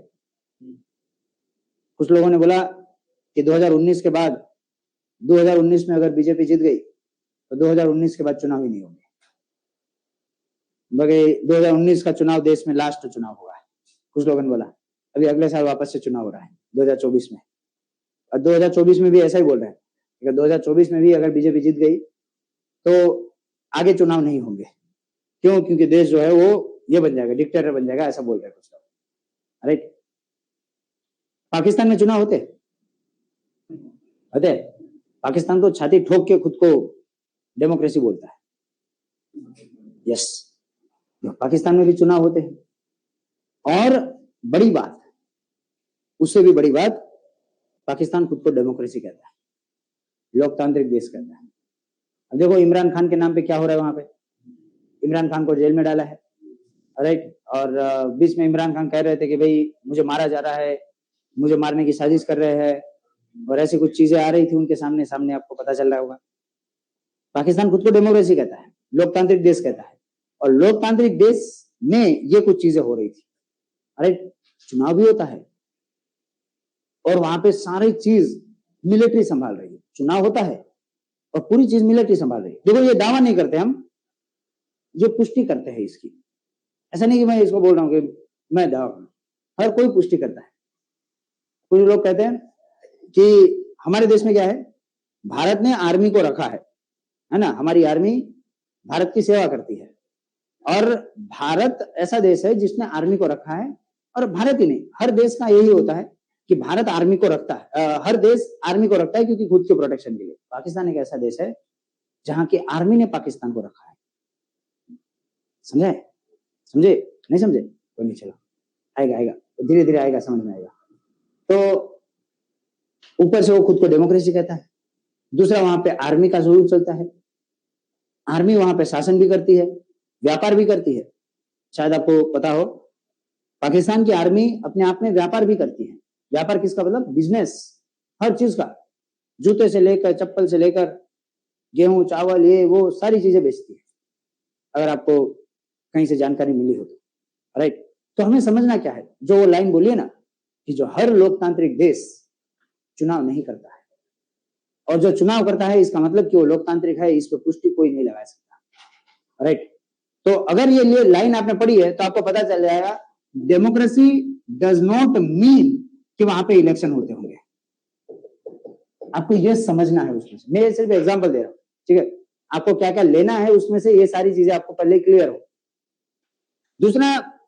दूसरे ऐसे कुछ 4-5 पॉइंट आपको उसमें से निकाल लेने कि भाई क्या क्या आप वहां से क्या क्या समझे हो, ठीक है। एनसीईआरटी को पढ़ने का ये एक बेस्ट तरीका होना चाहिए। ऐसे एनसीईआरटी को थ्रू आउट नहीं पढ़ना है। एक चीज हमेशा ध्यान रखिएगा, पैसिव लर्निंग कभी नहीं करना है, पैसिव लर्निंग कभी नहीं करना है। हमेशा से आपको एक्टिव लर्निंग करनी है। एक्टिव लर्निंग और पैसिव लर्निंग का कुछ मतलब पता है आपको? पैसिव लर्निंग क्या होती है कि आपने थ्रू आउट पढ़ लिया। फॉर एग्जांपल मैंने आपको ये अभी सीट दी है, ठीक है। इस सीट में मैंने आपको बताया है कि भाई यूपीएससी का सिलेबस क्या क्या है पॉलिटी को लेकर, और आपने यहाँ पे पढ़ लिया Indian constitution, historical underpinning, the evolution and features of amendment, significant provision, ऐसा पढ़ लिया आपने। चलो हो गया, समझ गया, पढ़ लिया, हो गया, हाँ पूरा पढ़ लिया। अब मैं अगर बोलूं कि भाई पहली लाइन में दूसरा वर्ड क्या लिखा है, आपने बराबर बोल दिया कि यहाँ पे हिस्टोरिकल अंडरस्टैंडिंग के बारे में बता रखा है, हिस्टोरिकल चीजों कैसे कॉन्स्टिट्यूशन को इम्पैक्ट की उसके बारे में बता रखा है। मैंने बोला तीसरी लाइन क्या लिखा है, आपने बोला कि इसमें पूरा दे रखा है कि कैसे फंडामेंटल राइट है, फंडामेंटल ड्यूटी क्या है, सारी चीजें पूरा रट्टा मार लिया। मैंने सिर्फ एक चीज आपको पूछी कि ये हिस्टोरिकल अंडरस्टैंडिंग जो वहां पे लिखा है उसका क्या मतलब हुआ? उसका मतलब हुआ ना, बोला क्या हुआ, वहां पे लिखा है ना हिस्टोरिकल अंडरस्टैंडिंग, तो उसका मतलब क्या हुआ? तो वो तो लिखा है, वो है मतलब उसका। देखो ऐसा नहीं होना चाहिए, हर चीज को पढ़ते वक्त रट्टा मारने से बचो। देखो मैं समझ सकता हूं, हमें अभी तक जो पढ़ाया गया है स्कूल में कॉलेज में वो रट्टाफिकेशन पे ज्यादा हमें ध्यान दिया गया है, और जो ज्यादा रट्टालू व्यक्ति होगा उसका ज्यादा मान होता था हमारे क्लास में, स्कूल में कॉलेज में। जो ज्यादा रट्टा मारता था उसका ज्यादा मान, और जिसने सारी चीजें रट्टा मार लिया, आपको पता होगा आईएमपी के नाम पे हमें पेपर पास करवाए जाते थे। हम 10th में 12th में कॉलेज में हमने आईएमपी दी जाती थी, और हम सर के पीछे घूमते थे कि सर आईएमपी बता दो ना, आईएमपी बता दो ना, और वो बताते थे। कमाल की बात है, वो बताते थे और वो बोल भी देते थे भाई 10th में आपको जो ये अंतर्मुखी और बहिर्मुखी जो ये है क्या, वो एक लेंस के बारे में क्वेश्चन आता था, हाँ साइंस में क्वेश्चन आता था, पाइथागोरस का प्रमेय आपको कर लेना है, थियरम आपको कर लेना है, ठीक है। वो आपको बता देंगे, देखो ये आएगा, ये आएगा, ये आएगा, हाँ ये आएगा, पढ़ लीजिएगा। और आपने पूरे दिलो जान से उसको पढ़ भी लिया है, आपको सर की बातों पे पूरा भरोसा है, आपने पढ़ भी लिया है। और उससे भी कमाल की बात यह है कि वही आता था पेपर में, वही आता था।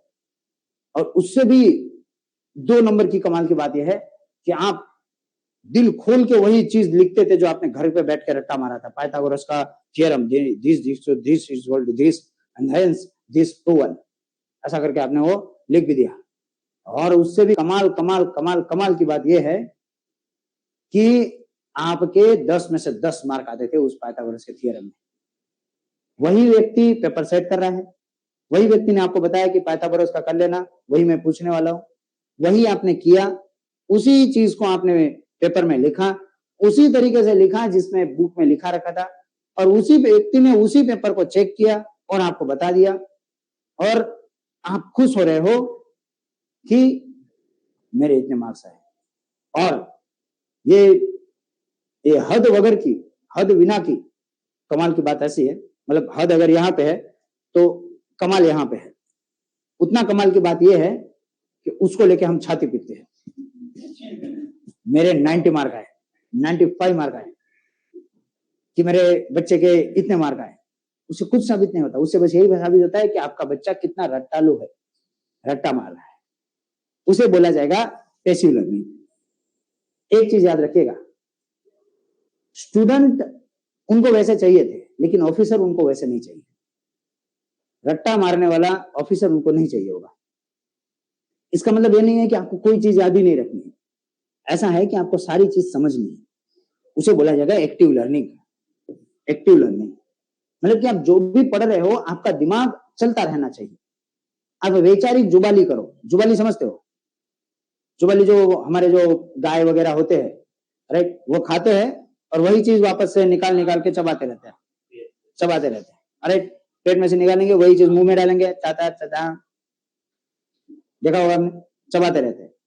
चुपचाप उसका मुंह चुप रहता ही नहीं है, वापस से उसी चीज को चबा चबा के अंदर डालेंगे, वापस निकालेंगे, वापस चबाएंगे। इसे जुबाली कहते हैं। आपको वैचारिक जुबाली करनी है, वैचारिक जुबाली। एक चीज को पढ़ा, आपने वापस वापस से उस पर थिंक किया, अलग अलग डायमेंशन में, अलग अलग तरीके से आपने उस पर सोचा, अलग अलग तरीके से उसने आपने उसको बारे में कुछ नई नई चीजें उसमें डाली, और वैसा करके आपने कुछ नया कॉन्सेप्ट, वो जो कॉन्सेप्ट है उसे समझने की कोशिश की, और अगर हो सके तो नया कुछ चीजें लेकर आओ, नया क्वेश्चन लेके आओ। यह है वैचारिक जुबाली।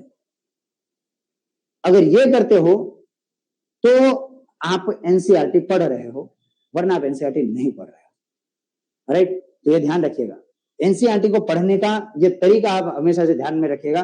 कोई थ्रू आउट एनसीईआरटी मत पढ़िएगा। आपको मैं यहां से अभी टारगेट दूंगा कि इतने इतने दिन में आपको एनसीईआरटी पढ़नी है, और मैं आपको बताता रहूंगा, पूछता रहूंगा। मुझे थोड़ा ऐसा ना सुनने की आदत नहीं है, इसलिए आप है ना रोज पढ़ के आया करें। मैं आपको पूछूंगा भी, और थोड़े बहुत हम क्वेश्चन भी उसमें से करेंगे, सवाल भी करेंगे। और आपका कोई भी डाउट अगर एनसीईआरटी में आता है, ये नहीं समझ में आया, वो नहीं समझ में आया, ये क्या था, वो क्या था, बिल्कुल बेहिचक कुछ भी पूछिए। लेकिन एक चीज हमेशा ध्यान में रखिएगा कि जो चीजें गूगल पर बुक में यहाँ पे वहां पे अवेलेबल है, मतलब आप वर्ड का मीनिंग पूछ रहे हो, तभी देखो मैं तो यहाँ पे बताने के लिए बाध्य हूँ आपको, कि आपने कुछ पूछा मुझे कि सर इस वर्ड का मतलब क्या होता है, तो मैं वर्ड का मतलब तो बता दूंगा। लेकिन समझिएगा, उस वर्ड का मतलब बताने के लिए मैं यहाँ पे अगर नहीं हूं, क्योंकि ये आपका टाइम पास होगा। आप मुझे किसी शब्द का मतलब पूछ रहे हो कि भाई मुझे समझ में नहीं आया थैंक यू का मतलब क्या होता है, मुझे समझ में आया सॉरी, यहाँ पे SORRY लिख रखा है, सो सॉरी क्या होता है? तो मैं बोलता हूँ सॉरी का मतलब होता है मुझे माफ करो। वाह क्या बात है, इसको तो सब आता है, सॉरी का मतलब भी बताइए इसे, माफ कर देना होता है। और आप जाओगे, मैं कुछ भी क्वेश्चन पूछता हूँ वो जवाब दे देता है, सॉरी का मतलब भी बताए, थैंक यू का मतलब भी बताए। लेकिन समझिए, उस चीज के लिए मैं यहाँ पे नहीं हूँ, मैं वो सदुपयोग नहीं होगा। अगर आप मुझे कुछ वर्ड का मतलब पूछोगे, कुछ कॉन्सेप्ट पूछिए, कुछ ऐसी चीज पूछिए जो आपको गूगल पे, बुक पे, यहाँ पे वहां पे नहीं मिलती है, वैसे कुछ चीजें पूछने का रखिएगा, ताकि क्या हो कि वो इंटरेक्शन बने, एक नई नई चीजें बने। आप देखिएगा, आज जाके तुरंत मैं आपको कुछ टारगेट दूंगा, लेकिन तुरंत एनसीईआरटी का आमुख पढ़िएगा, प्रियम्बल, वहां पे लिखा होगा, शुरुआत में आप एक दो पेज घुमाओगे। किसी के पास अभी है एनसीईआरटी? नहीं है? घर पे जाके एनसीईआरटी है आपके पास? मोबाइल में है? तो नहीं, मोबाइल में रखो, घर पे जाके देखिए, अभी नहीं। तो एनसीईआरटी का जैसे खोलोगे आप, तो वहां पे आपको पहले पहले के ही पेजों पे आपको दिखेगा प्रियम्बल। प्रियम्बल कॉन्स्टिट्यूशन का नहीं, एनसीईआरटी का, राइट। एनसीईआरटी का प्रियम्बल जब आप देखोगे तो वहां पे लिखा होगा, बहुत ध्यान से उस प्रियम्बल को पढ़िए, पूरा पढ़िएगा, पूरा पेज में लिखा हुआ है, पूरे पेज में वो क्या बताना चाहते हो उसके बारे में।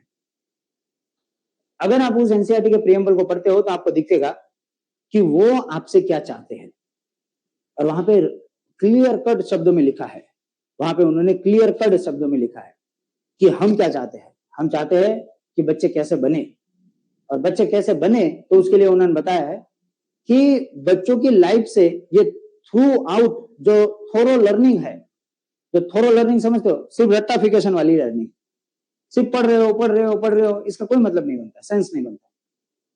आपको क्या करना है, उसे आपको आपके जीवन में उतारना है, प्रैक्टिकल लाइफ से जोड़ना है, तो आप एनसीईआरटी पढ़ रहे हो, वरना आप एनसीईआरटी नहीं पढ़ रहे। समझ रहे हो चीज क्या बोला है? एक काम करते हैं, मैं उसको पढ़ के लेती हूँ, एक मिनट को, मैं वो आपको दिखा, किसी के पास नहीं है ना अभी? एक मिनट को, नहीं नहीं, काम से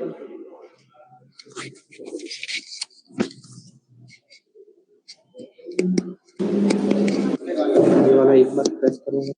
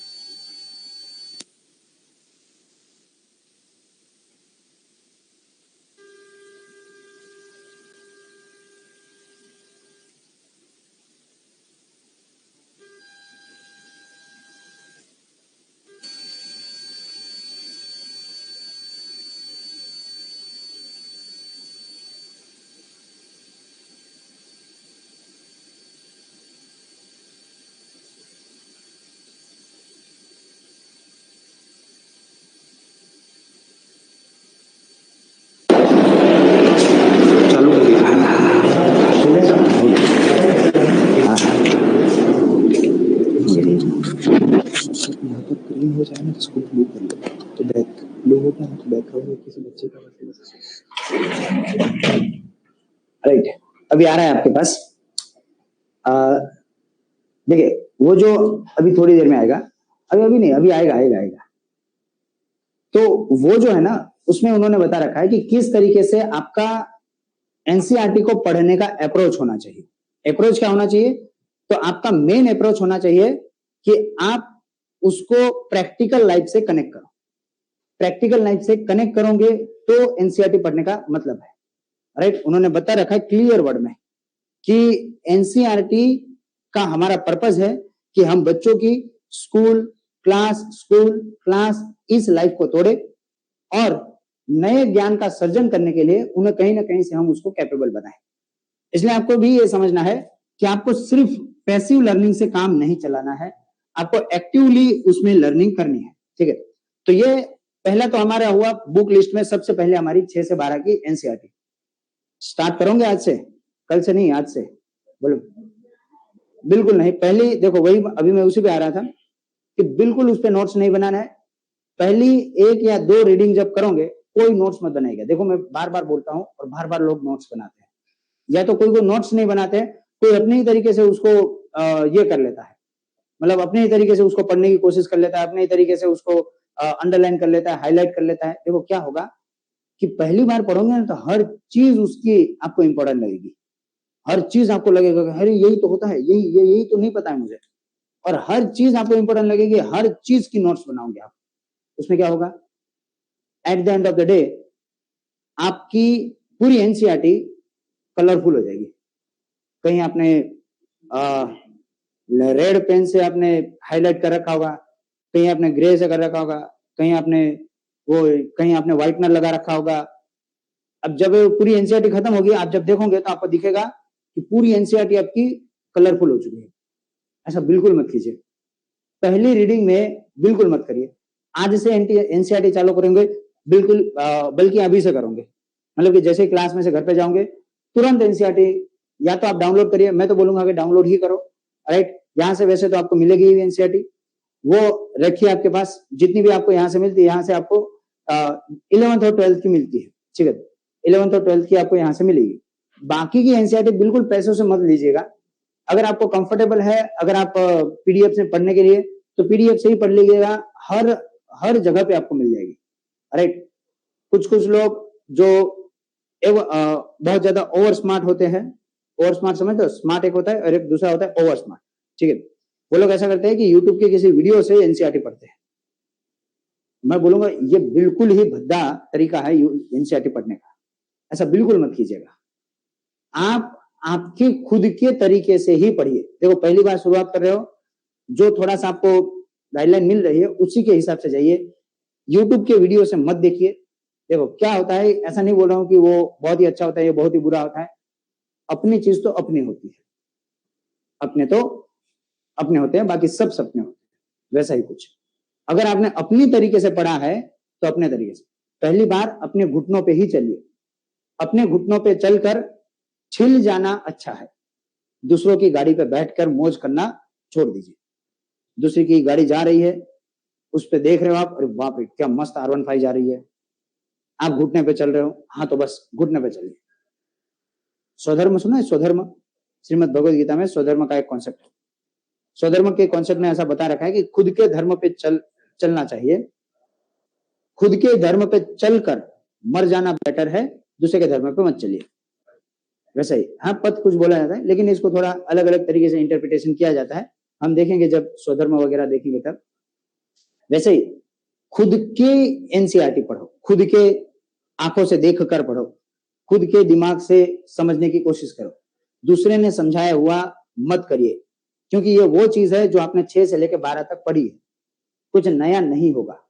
अगर उस चीज को आपने समझा है तो आपके लिए और ज्यादा बेटर होगा। ठीक है, तो ये एनसीईआरटी हुई पहली चीज कि एनसीईआरटी आपको पढ़ना चाहिए। अगर आपने एनसीईआरटी पढ़ी है तो उसके साथ साथ हमारी क्लास नोट चलेगी।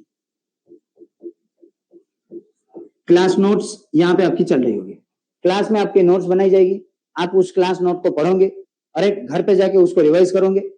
उसे उसी को जहां तक पढ़ रहे हो उसी के साथ साथ आप एनसीईआरटी भी पढ़ रहे हो। देखो पूरे दिन एनसीईआरटी पढ़ के नहीं बैठने रहना। अभी हम थोड़ी देर में देखेंगे कि न्यूज़पेपर कैसे पढ़ना है, ठीक है। न्यूज़पेपर की रीडिंग हम समझने की कोशिश करेंगे। तो आपका ये काम होना चाहिए कि आप अभी के लिए इन सारी चीजों को पकड़ के रखिए कि पहले तो एनसीईआरटी, ठीक है। दूसरा तो आपको क्लास नोट को आपको छोड़ना नहीं है। क्लास नोट में ऐसा होगा कि एनसीईआरटी तो क्या है कि अपडेशन में थोड़ा टाइम लगता है, कम से कम 4 साल 5 साल ऐसा लग जाता है। क्लास नोट क्या होता है कि मैं ऐसी कोशिश करता हूँ कि कल भी जो हुआ होगा उसमें भी हम इसमें ऐड कर देंगे। अगर कोई नई चीज आई है तो मैं कल की चीज भी हम उसमें ऐड कर देंगे, राइट। तो ये हम साथ साथ में करते जाएंगे। तो क्लास नोट आपकी बनती रहेगी, उसको आपको अच्छे से उसको संभाल के रखना है, ठीक है। दूसरा आपके पास है जो एम लक्ष्मीकांत है। देखो मैंने शुरुआत में आपको बताया था कि एम लक्ष्मीकांत इज नॉट, ऐसा नहीं है कि only a source of polity. ये एक सोर्स है, ये एक सोर्स है, ये ही एक सोर्स है, ऐसा नहीं पकड़ना है। एम लक्ष्मीकांत आपको साथ साथ में पढ़ना है। तो कितना पढ़ोगे, जो क्लास में चल रहा है वो चीज आप घर पे जाके पढ़ोगे। कोई नई चीज वहां से नहीं पकड़ोगे क्योंकि वो इतनी मोटी बुक है, राइट। 500 पेज के ज्यादा, 500 पेज से ऊपर की बुक है वो, और वो पढ़ने बैठोगे आप, सारी चीजें जो नहीं पता है वो भी साथ साथ में पढ़ो। जो क्लास में चल रहा है वही पढ़ोगे। और मैं रोज पूछूंगा कि आप कहाँ चल रहे, मेरे साथ हो क्या नहीं, मेरे साथ पढ़ रहे हो कि नहीं पढ़ रहे हो। देखिएगा इस चीज को ध्यान से पढ़िएगा, ध्यान से सुनिएगा, क्योंकि मेरी बैच में ऐसे बहुत से स्टूडेंट हैं जो प्रीवियसली मैंने जितने भी बैचेस खत्म किए, मैं रोज उनको पूछता हूँ कहाँ पहुंचे, बोले कि अभी मैं वो पढ़ रहा हूँ। अब क्या पहुंचे, बोले कि अभी मैं वो पढ़ रहा हूँ। अब कहाँ पहुंचे, मैं वो पढ़ रहा हूँ। मेरा सिलेबस खत्म होने आ रहा है और उनका अभी वो चल रहा है।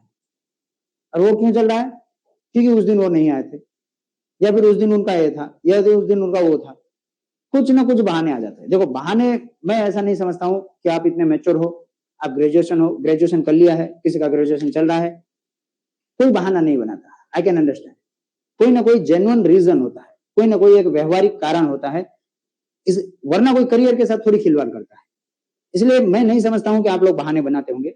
आप लोग जेन्युइन कारण ही होंगे आपके कोई ना कोई, जिसकी वजह से आपका कोई ना कोई चीज छूट जाती होगी। लेकिन हमें समझना है कि आज के तारीख में हमारी प्रायोरिटी क्या होनी चाहिए। आपकी प्रायोरिटी होनी चाहिए यही, राइट। 2-3 साल ये कर लोगे, आपका आगे की पूरा कामकाज सुधर जाएगा। इसलिए आपका पूरा कामकाज इस पे जाना चाहिए। इसलिए जो भी क्लास में चल रहा है उसे आप लक्ष्मीकांत में जाके पढ़ोगे। एनसीईआरटी तो आप साथ साथ में पढ़ ही रहे हो, और एनसीईआरटी को मैं अभी आपको टारगेट दूंगा, उस हिसाब से ही आपको पढ़ना है, ठीक है। फटाफट से 15-20 दिन में आपको एनसीईआरटी खत्म कर देनी। देखो वैसे तो एम लक्ष्मीकांत से और क्लास नोट से आपका काम हो जाएगा, इन 3 सोर्स से, पॉलिटी का इन 3 सोर्स से आपका काम हो जाता है। लेकिन कुछ लोग डीडी बासु की तरफ जाते हैं। एक पीएम बख्शी है, पीएम बख्शी, पीएम बख्शी आपको लेना नहीं है, ये आपको पीडीएफ फॉर्मेट में रखना है। या तो आपके मोबाइल में रखो, या तो आपके लैपटॉप है आपके पास तो लैपटॉप में रखिए। आप ऐसा कुछ करिए, ठीक है। ऐसा है कि ये बेयर एक्ट है। बेयर एक्ट समझते हो, बेयर एक्ट समझते हो। बेयर सिर्फ और सिर्फ एक्ट लिखा है, ऐसा समझ लो। अब देखोगे तो आपको समझ में आ जाएगा। मैं मैडम से बोलूंगा कि आप लोगों का एक ग्रुप बना दिया क्या, आप लोगों का कोई नहीं, आपका एक मॉर्निंग बैच का एक ग्रुप बना दिया जाएगा, और उसमें आपको आपकी सारी जितनी भी आपका एनसीईआरटी है, जितना भी पीएम बख्शी है, और जितनी भी 6 से लेकर 12 की एनसीईआरटी, वो सारी मैं आपको सेंड करवा दूंगा, राइट। तो मैं रिक्वेस्ट करूंगा, अगर किसी को भी अगर फिर भी पीडीएफ से नहीं पढ़ना अच्छा लगता है तो वो खुद का ले सकता है। लेकिन ध्यान रखिएगा, अगर पीडीएफ से पढ़ते हो तो मेरे ख्याल से फायदा होगा, क्योंकि कहाँ बंच ऑफ बुक रख कर घूमते रहोगे। इसलिए यहां से पढ़ते हो तो ज्यादा अच्छा रहेगा, ठीक है। पीएम बख्शी की बुक है, जो कोई फिजिकली ना ले तो अच्छा है, पर जिसको लगता है कि नहीं मुझे फिजिकली ही लेना है, मैं उसे पढ़ ही नहीं पाता हूँ, तो उसके लिए आप बाहर से भी ले सकते हो, लेकिन पीडीएफ में आपको मिल जाएगा। और दूसरी लास्ट बुक है, जिसे वैसे तो कोई प्रिफर नहीं करता है ज्यादा, लेकिन अगर आप ऐसा है कि मेंस की एग्जाम देने जा रहे हो, या फिर इंटरव्यू के लिए जा रहे हो, राइट, प्रीलिम के लिए तो बिल्कुल मत लिखना, बिल्कुल प्रीफर मत करना मैं जो बुक बोल रहा हूँ उसको। लेकिन अगर आपने सब कुछ पढ़ लिया है और आपको लग रहा है कि मुझे पॉलिटी में और कुछ ज्यादा नया जानना है, तो ये डीडी बासु की बुक है, डीडी बासु। लेकिन ध्यान रखिएगा, इसे पढ़ने की कोशिश शुरुआत में बिल्कुल मत कीजिएगा, इसे ना ही पढ़ो तो ही अच्छा है, राइट। क्योंकि इसमें बहुत सारे केसेस दे रखे हैं, एक एक चीज को समझाने के लिए बहुत बहुत से केस उसमें डाल रखे हैं। बुक बहुत अच्छी है, लेकिन ये कॉम्पिटिटिव एग्जाम के पॉइंट ऑफ व्यू से उसके हिसाब से ज्यादा थोड़ी सूटेबल नहीं होती है। कॉम्पिटिटिव एग्जाम के लिए ये बुक बनी हुई है लक्ष्मीकांत की, एम लक्ष्मीकांत की बुक, पॉलिटी की, राइट। और डीडी बासु साहब ने जो बुक बनाई है वो बहुत ही शानदार बुक है, बहुत ही बेहतर है। लेकिन हमारे कॉम्पिटिटिव एग्जाम की तरफ से अगर देखने जाए, हम यूपीएससी या फिर अलग अलग पीसीएस की एग्जाम से पॉइंट ऑफ व्यू से देखने जाए, तो डीडी बासु की बुक बहुत बड़ी हो जाती है, बहुत ज्यादा हो जाती है। इसलिए हमारे लिए वो जरूरी है। एक चीज आप ध्यान में रखिएगा, यही कॉन्स्टिट्यूशन पढ़ के सुप्रीम कोर्ट का जज बना जाता है, यही कॉन्स्टिट्यूशन पढ़ के सुप्रीम कोर्ट के लॉयर, हाई कोर्ट के जज, हाई कोर्ट का लॉयर ये बनते हैं, और यही कॉन्स्टिट्यूशन पढ़ के आपको आईएएस बनना है। यही कॉन्स्टिट्यूशन पढ़ के लोग तलाटी भी बनते हैं, पटवारी भी बनते हैं, मामलतदार भी बनते हैं, डीवाईएसओ भी बनते हैं, सब इसी कॉन्स्टिट्यूशन से बनते हैं। ठीक है, आपका मेन फोकस क्या होना चाहिए? मुझे आईएएस बनना है, बस यूपीएससी निकालना है। तो ऐसी लेल्दी बुक अभी ना पढ़ो तो ज्यादा सही रहेगा, और जब भी आप पढ़ो तो कोशिश कीजिए पीडीएफ में से ही पढ़ो, क्योंकि बहुत लेल्दी बुक है, आपके घर में सिर्फ और सिर्फ पड़ी रहेगी, उससे ज्यादा कुछ नहीं होगा। देखो, बुक लिस्ट और कैसे अप्रोच किया जाना चाहिए, ऐसा कुछ उसका अप्रोच होना चाहिए। पॉलिटी को कैसे पढ़ा जाना चाहिए, और पॉलिटी इस तरीके से आप जब करोगे, क्लास में हम क्लास में साथ साथ चलेंगे, घर पे जाके आप एनसीईआरटी पढ़ रहे हो, क्लास नोट आपको समय समय पे रिवाइज कर रहे हो, और लक्ष्मीकांत में जहां पे हम है वहां पे आप पढ़ रहे हो, तो आपका काम हो जाता है। उसके साथ साथ यहां से एक बुक आपको दी जाएगी जिसे संपूर्ण कहा गया है, संपूर्ण बुक है, हमने यहां से बनाई है संपूर्ण, राइट। संपूर्ण बुक यहां से आपको मिलेगी, और उस बुक को आपको अपने तरीके से, वो भी लक्ष्मीकांत की तरह, आपको साथ साथ में पढ़ना है। संपूर्ण में हमने कोशिश की है कि सारी चीजों को एक जगह पे रखा जाए, राइट। आप देखोगे आपको समझ में आ ही जाएगा कि किस तरीके से संपूर्ण को डिजाइन किया गया है। ठीक है, यहीं से मिलेगा, तो संपूर्ण आप कर सकते हो, साथ में रख सकते हो, और उसे यहाँ पे जैसे जैसे क्लास में जो जो चीजें चल रही है वैसे वैसे आपको करना है। ठीक है, ये तो है कि हाउ टू अप्रोच, प्रिकॉशंस क्या है, ध्यान में रखिएगा कि क्या पढ़ना है उससे कई ज्यादा इंपॉर्टेंट है कि क्या छोड़ना है, क्या नहीं पढ़ना, वो सबसे पहले क्लियर होना चाहिए, राइट। क्योंकि ये कॉम्पिटिटिव एग्जाम है, आपको तेज नहीं भागना है। और कोई लोग कहता है कि आपका ये कंपटीशन है, आपको बहुत ही इससे तेज भागना, उससे तेज भागना है। मैं शुरुआत में जब दिल्ली में गया, और जब हमारे फैकल्टी लोग थे, हमें बोलते थे कि आपके बाजू वाले का चेहरा अच्छे से देख लो, तो हम देखते थे और बोलते थे कि यही आपका कॉम्पिटिटर है और इसी से सीट आपको हासिल करनी है, ऐसा कुछ। तो शुरुआत में हमें लगा कि हाँ भाई सही तो है कि हम क्लास में बैठे हैं और हमारे कंपटीशन में जो हमारे साइड वाले हैं, आजू वाले हैं, बाजू वाले हैं, क्लास में जो बैठे हैं वो सब, या फिर पूरे भारतवर्ष में जो यूपीएससी की तैयारी कर रहा है वो सब हमारा कॉम्पिटिटर है। लेकिन चीज ऐसी है कि हमारा रियल कंपटीशन आपके अड़ोस पड़ोस, आगे पीछे, या भारत भर में जो लोग यूपीएससी की तैयारी कर रहा है उससे नहीं है। आपका रियल कंपटीशन है आपसे खुद से, योरसेल्फ से। आप कंपटीशन कर रहे हो खुद से, ये अगर दिमाग में बैठ जाता है ना, वही पर्सन यहां पे बेस्ट कर पाता है। आपका पड़ोसी, आपका आगे पीछे वाला आपका साथी है, वो आपका बिल्कुल कॉम्पिटिटर नहीं है। हाँ, वो एग्जाम देगा आपके साथ, वो भी करेगा, वो भी एग्जाम में बैठेगा, लेकिन उसकी छाती पे पैर रखकर आपको आगे नहीं बढ़ना है, या उससे छीन कर कोई नोट्स, ऐसा आपको लगे कि उसकी नोट्स छीन लेता हूं और मेरे दिमाग में वो सारी चीजें आ जाएगी और उसे मैं बाहर रख दूंगा, बिल्कुल नहीं। ये कंपटीशन वो ये नहीं है, ये वैसी प्रतिस्पर्धा नहीं है, ये आपका आपसे खुद से कंपटीशन है। आप खुद इस फील्ड में पड़े हो, आपको खुद को बीट करना है। आपको नई चीज अगर आपको लेनी है तो आपको खुद को बीट करना है। आपके रोज के टारगेट से दूसरे दिन के टारगेट आपके पहले दिन से टारगेट से बड़ा होना चाहिए। बिल्कुल ऐसा मत सोचिएगा कि ये सारे यूपीएससी एस्पिरेंट मेरे ये है कॉम्पिटिटर, तो आप सिर्फ उससे बेटर करोगे। किससे? जो आपके साइड में बैठा है उससे बेटर करोगे, और उससे बेटर करने के बाद आपको सेटिस्फेक्शन मिलेगा, हाँ मैंने अच्छा किया। तो क्या करोगे? हंसना है, हम तो डूबे सनम तुम्हें भी लेके डूबे, ये वैसा काम हो जाएगा। वो डूब रहा है, आप भी डूब रहे हो। आपको लग रहा है वो शादी ब्याह में जा रहा है, वो नाच रहा है, कूद रहा है। आपको लगा ले वो तो शादी ब्याह में जा रहा है, नाच रहा है, कूद रहा है, मैं भी जाता हूँ, मैं भी नाचता हूँ, कूदता हूँ, मैं भी यही करता हूँ। वो नाच रहा है, मैंने तो एक पेज पढ़ा, उसका तो बर्थडे था, उसके बर्थडे में तो इतना इतना हुआ, फिर भी मैंने कम से कम एक पेज तो पढ़ा। अरे भाई आपका कंपटीशन उससे बिल्कुल नहीं है। आपने कल किया उससे बेटर आज करना है। ये आपसे आपका कंपटीशन है। इस चीज को जितना जल्दी हो सके उतने आपको मन में गांठ बांध लेना है। राइट, प्रिकॉशन सबसे बड़ा यही है कि हम ये समझ लेते हैं कि हमारा साथी जो है हमारा कॉम्पिटिटर है। हाँ, वो आपके साथ एग्जाम देगा, आप जिस एग्जाम में बैठे हो उसी एग्जाम की तैयारी वो भी कर रहा है, लेकिन आपको उससे बेटर नहीं करना है, आपको खुद से बेटर करना है। और हमेशा कंपटीशन खुद से रखिए कि मैं ये कर रहा हूं और कल का टारगेट मेरा आज का टारगेट मैं कल पे नहीं डालूंगा और आज का टारगेट कल से बेटर होना चाहिए। ये जब करने लगोगे तो आपका अपने आप सारा रिजल्ट जो है वो निकलने लगेगा। इसलिए ये चीज सबसे पहले प्रिकॉशन रखिएगा कि आप खुद से कंपटीशन में हो यूपीएससी में। ठीक है, किसी दूसरे के छाती पे पैर रखकर आपको आगे नहीं बढ़ना है। इस चीज को हमेशा से ध्यान में रखिएगा। दूसरी सबसे इंपॉर्टेंट चीज जब प्रिकॉशन में आ ही रहा है तो यूपीएससी में पॉलिटी के सब्जेक्ट के सिर्फ पॉलिटी के सब्जेक्ट के पर्सपेक्टिव से नहीं, पूरे होलिस्टिक यूपीएससी के पर्सपेक्टिव से बोल रहा हूं कि आप जब भी प्रिपरेशन में पढ़े हो, जब भी आप प्रिपरेशन में पढ़े हो तो सिलेबस आपका मेन चीज होना चाहिए। आप यहाँ पे नॉलेज गैदर करने के लिए नहीं हो।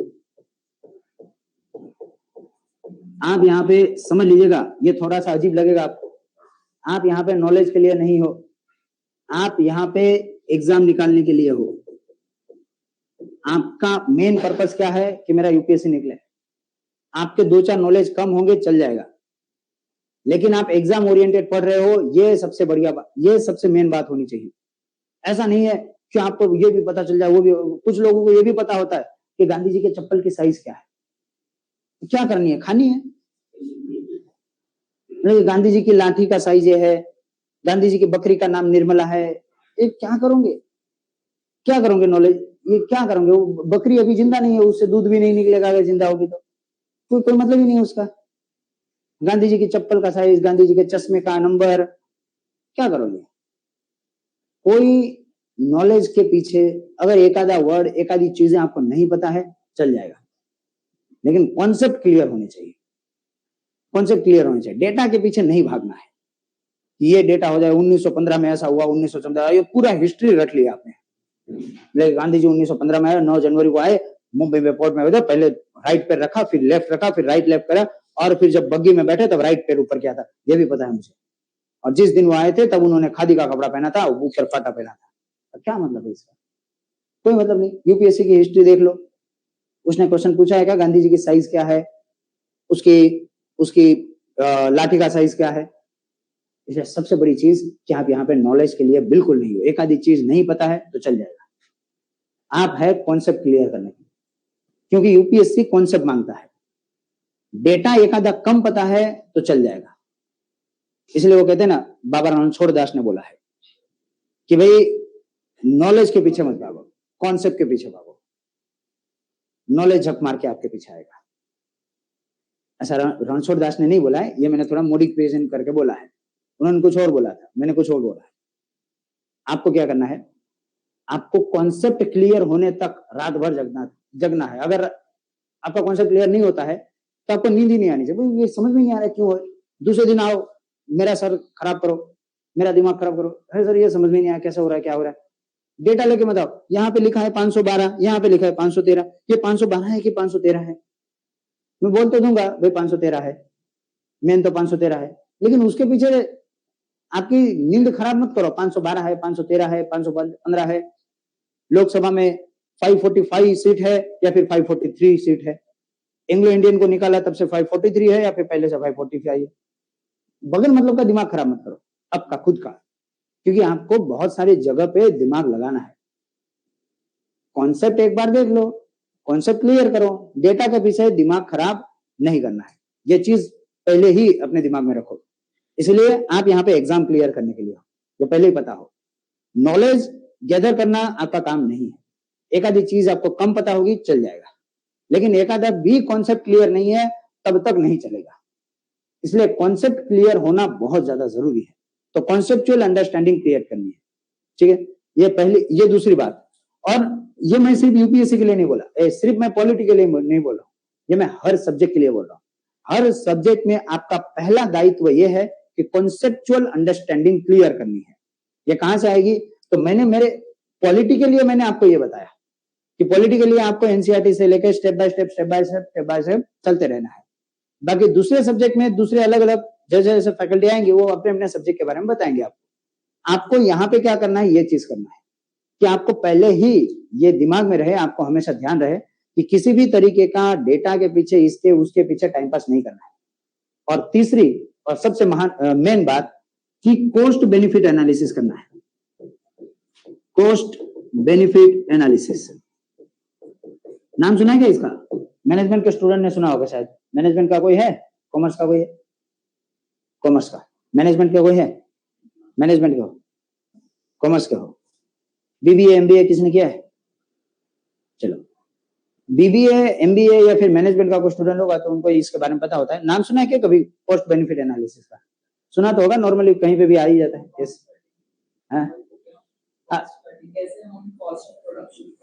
हाँ, बस वैसे ही कुछ।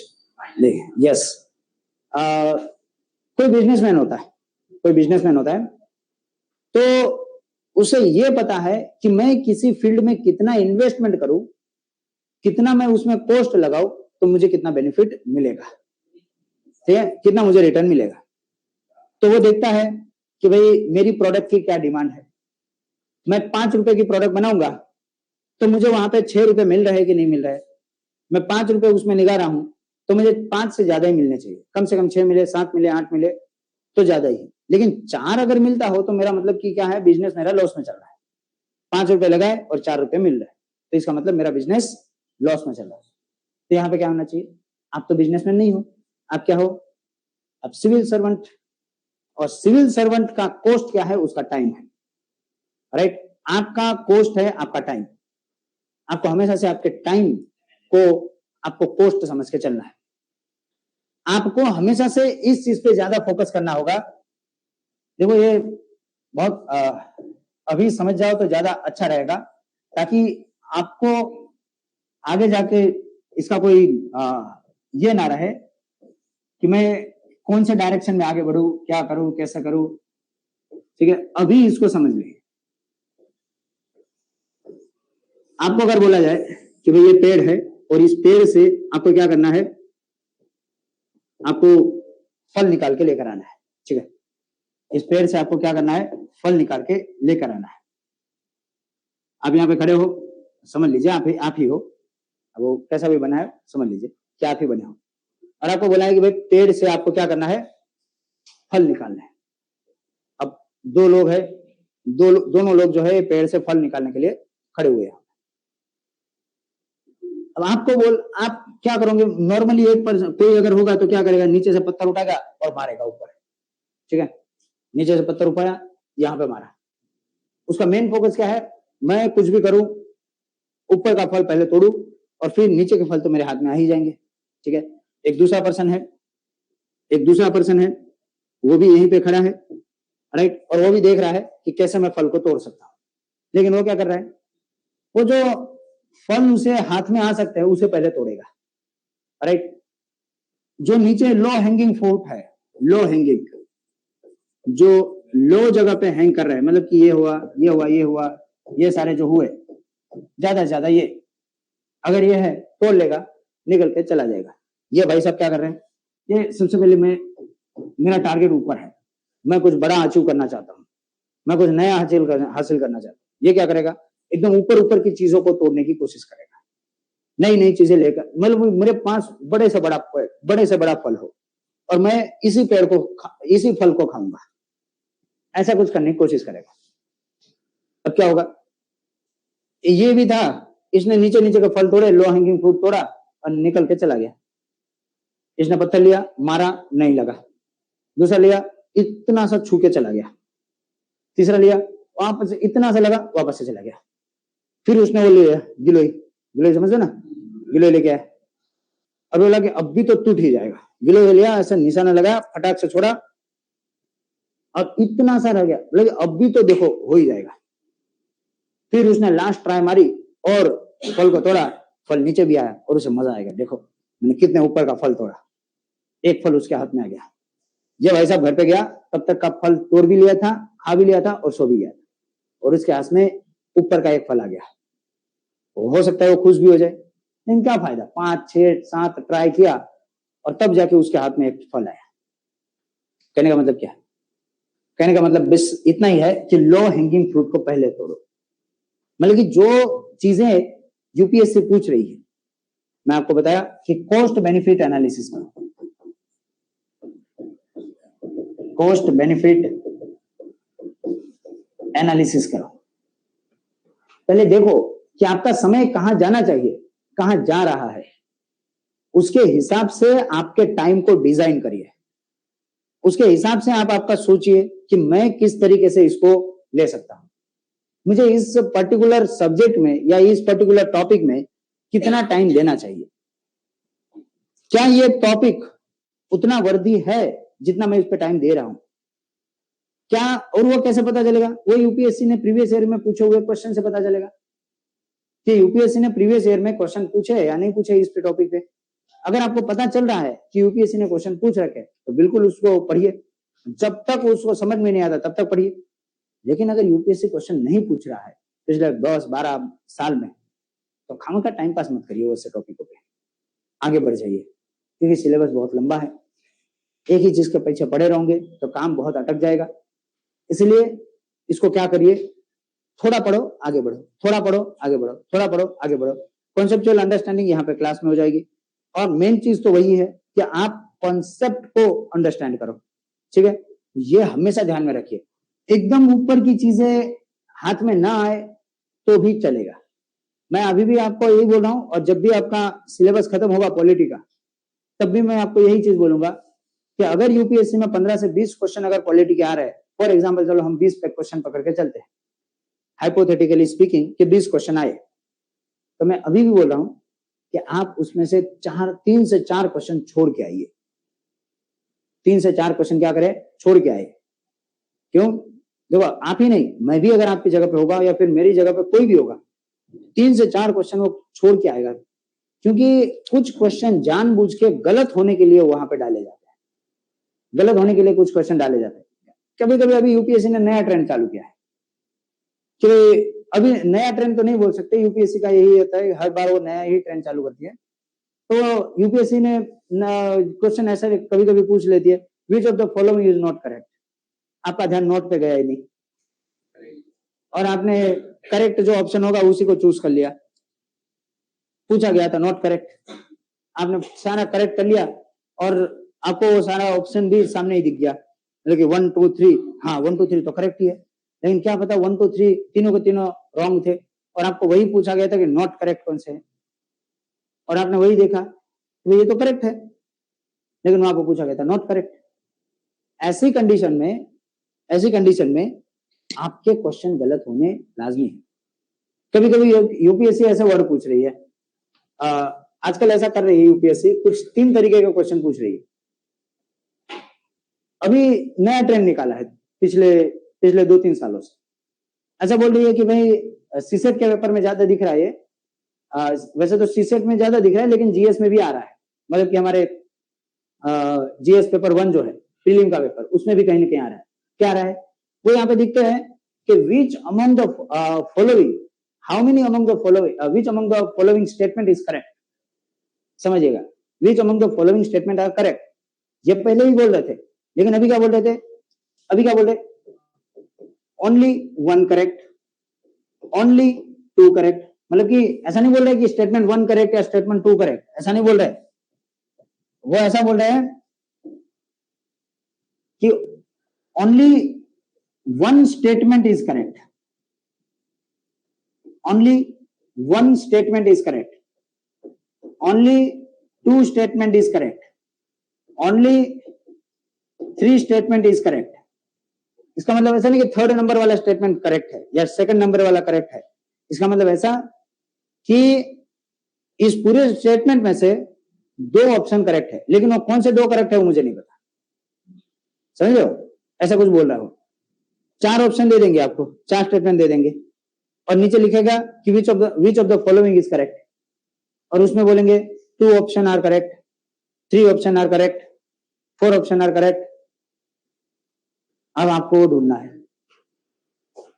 वो दिमाग है ना, दिमाग उसका धुआं धुआं हो जाता है, यहां से धुआं निकलता है लिटरली, यहां से जब तक पानी ना गिराया जाए ऊपर से तब तक वो धुआं शांत भी नहीं होता है। नया ट्रेंड चालू किया उन्होंने। अब देखिए यहाँ पे कितना भी रट्टा मारो, eight the end of the day क्या होगा, वो ड्रॉ फॉल में ही जाएगा। इसलिए क्या करना है, इसलिए कॉन्सेप्ट पे ध्यान देना है। रट्टाफिकेशन डेटा वाला कितना भी करो तो आपका काम नहीं होगा। दूसरी यूपीएससी ने नई चीज निकाली है, ये तो मतलब अभी 2-3 साल से ये देखने में आ रहा है। एक चीज नई निकाली है, यूपीएससी आजकल ये कर रहा है कि जो भी क्वेश्चन पूछे जा रहे हैं, जो भी क्वेश्चन पूछा जा रहा है उसमें वो थोड़ा सा अलग कर देता है, अलग कर देता है। मतलब देखने में वो क्वेश्चन सही लगता है लेकिन अपने आप में वो गलत होता है। गजब की माया है, रावण की छाया है। देखिए फॉर एग्जांपल यूपीएससी बोलेगी consider the following statement about the prime minister of India, या फिर ऐसा बोलेंगे एग्जीक्यूटिव ऑफ इंडिया, ठीक है, consider the following statement about executive of India. और उसमें आपको समझ लीजिए स्टेटमेंट नंबर 1 और स्टेटमेंट नंबर 2 दिया है। ऐसा बोलेंगे कि the prime minister headed by the council of minister shall give aid and advice to the president which is mentioned in the constitution, right? क्या बोला उन्होंने कि prime minister headed by council of minister shall give aid and advice to the president which is mentioned in the constitution, right? ऐसा statement समझ लो उन्होंने दिया। दूसरा statement दिया, दूसरा स्टेटमेंट समझ लीजिए दिया कि the anti defection law says the speaker must resign from his or her post after the election as a speaker which is mentioned in the constitution as per the constitution। ऐसा आगे लिख दिया होगा कि as per the constitution under the anti defection law the speaker must resign after the election of his speaker। अब दोनों अगर आपको देखो, वैसे तो ये तो गलत है, स्पीकर रिजाइन नहीं करता है, लेकिन पहला वाला अगर मैं पढ़ने बैठूं तो आपको सही दिखेगा, ठीक है, वो सही लगेगा, देखने में ये क्वेश्चन सही लिखेगा लेकिन अपने आप में वो गलत है। क्यों? क्योंकि ये कॉन्स्टिट्यूशन में मेंशन ही नहीं है। देखने में ऐसा ही होता है, देखने में ऐसा ही होता है, राइट, लेकिन प्रॉब्लम यहां पे आके अटकती है। कुछ चीजें देखो, आर्टिकल 74 पढ़ोगे तो आर्टिकल 74 में ऐसा ही कुछ चीजें आपको दिखेगी, ऐसा ही दे, लेकिन कहीं पे भी काउंसिल ऑफ मिनिस्टर के लिए कोई आर्टिकल ही नहीं है हमारे कॉन्स्टिट्यूशन में। काउंसिल ऑफ मिनिस्टर किसे बोलते हैं वो पता ही नहीं, मतलब पता है लेकिन डायरेक्टली किसी को काउंसिल ऑफ मिनिस्टर के लिए कोई आर्टिकल कॉन्स्टिट्यूशन में डाला है ये कहीं पे है ही नहीं। और यहाँ पे क्या बोला है कि कॉन्स्टिट्यूशन के हिसाब से ऐसा होता है। हाँ, वैसा होता है, ऐसा ही होता है कि हमारे जो प्राइम मिनिस्टर होते हैं, जो काउंसिल ऑफ मिनिस्टर होते हैं, वो राष्ट्रपति को कहते हैं कि ये काम करो तो राष्ट्रपति वो काम करते हैं, यही होता है। लेकिन काउंसिल ऑफ मिनिस्टर कहीं पे कॉन्स्टिट्यूशन में मेंशन ही नहीं है। अब ये मेन चीज है, यूपीएससी अब नया ट्रेंड लेके आई है, इसलिए आपको ये भी देखना होगा कि कॉन्स्टिट्यूशन में क्या मेंशन है और क्या मेंशन नहीं है। इसके लिए क्या लगेगा? इसके लिए लगेगा कॉन्सेप्चुअल अंडरस्टैंडिंग, राइट। तो मैंने जो आपको ये प्रिकॉशंस बताए शुरुआत में, राइट, कि कॉस्ट बेनिफिट एनालिसिस करनी है, नॉलेज आपको देखना है, और आपका कंपटीशन आपके खुद के साथ है, आपके बाजू वाले या आपके आगे वाले पीछे वाले के साथ नहीं है। इस चीज को हमेशा आपके माइंड में आपको हमेशा दौड़ाते रहना है, ठीक है। ये कुछ चीजें हैं कि हम यूपीएससी की जर्नी में किस तरीके से हमारा जो कॉन्स्टिट्यूशन है, हमारी चीज जो है वो कैसे चलाएंगे। अगर इसमें आपको कोई डाउट है तो पूछे, वरना हम थोड़ा सा आगे बढ़ जाते हैं। इससे कुछ है जो दिमाग में आया होगा? एनसीईआरटी पढ़ लोगे आज से, चालू कर देंगे, कल से नहीं, आज से।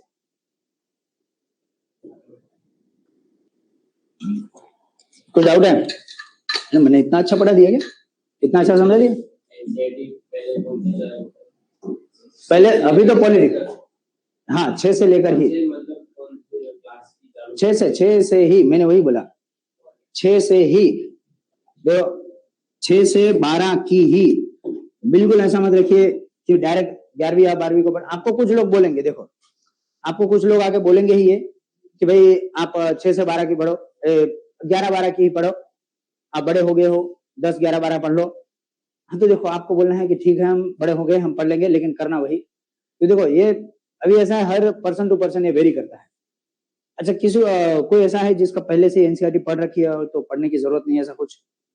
सब जीरो से शुरुआत कर रहे हैं। मैं माइनस से शुरुआत करता हूँ, मैं जीरो से भी शुरुआत नहीं करता।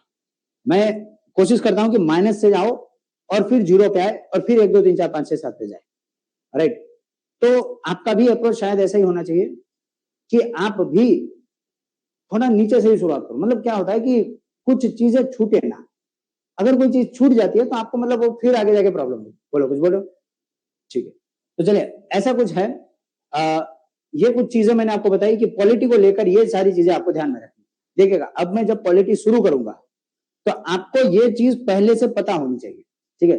ये पहले से पता होनी चाहिए। ऐसा नहीं कि मैं फंडामेंटल राइट पढ़ा रहा हूं, आप फंडामेंटल राइट में चालू कर दिए, आपको पता ही नहीं कि मैं फंडामेंटल राइट क्यों पढ़ रहा हूं, राइट? आपको पता होना चाहिए कि फंडामेंटल राइट किस तरीके से पढ़ना है, पहले कहां पे आता है, एनसीईआरटी का कौन से सब्जेक्ट में कौन से स्टैंडर्ड में दे रखा है, कौन से चैप्टर में है, आपने उसके बारे में क्या पढ़ा है, कितना पढ़ा है, ये सब पता होना चाहिए, ठीक है? और वो कल से नहीं, कब से? आज से शुरुआत कर देनी है। मिल जाएगी ना? वैसे यहां से आपको 11th 12th की मिल जाएगी, ठीक है? बाकी की आपको पीडीएफ में भी भिजवा दूंगा, पीडीएफ में आप करवा सकते हो। जिसको ऐसा लगता है कि पीडीएफ में नहीं मिल सकता है तो आप पीडीएफ में मैं नहीं पढ़ सकता हूं, ऐसा अगर लगता है तो कोई अपनी तरीके से उसे प्रिंट करके या फिर कोई जो पुरानी एनसीईआरटी है उसको आप लेकर आपको पढ़ सकते हो। बोलिए सर। वही बोल रहा हूँ, देखो न्यू और ओल्ड में ऐसा कुछ है तो नहीं, लेकिन आप कोशिश करो कि न्यू एनसीईआरटी ही पढ़ो। अभी तो ये न्यू भी अपडेट हो जाएगी, अभी बात चल रही होगी, बात चल रही थी अगर आपने देखा हो तो न्यू पे ही जाइए। कुछ लोग कहते हैं कि ओल्ड ही पढ़ो, ओल्ड ही अच्छा है। वो ऐसा है, अगर आप 40-50 साल के बाद के प्रोफेसर से सुनोगे, जो फैकल्टी होती है ना, मेरी जगह पे अगर 50 साल के ऊपर का फैकल्टी अगर आएगा तो बोलेगा नहीं नहीं ओल्ड एनसीईआरटी पढ़ो, ओल्ड एनसीईआरटी में हमारे जमाने की बातें लिखी रखी है, वहां पे एग्जाम्पल जो दे रखा होगा तो पुराने जमाने की बातें लिखी रखी होंगी।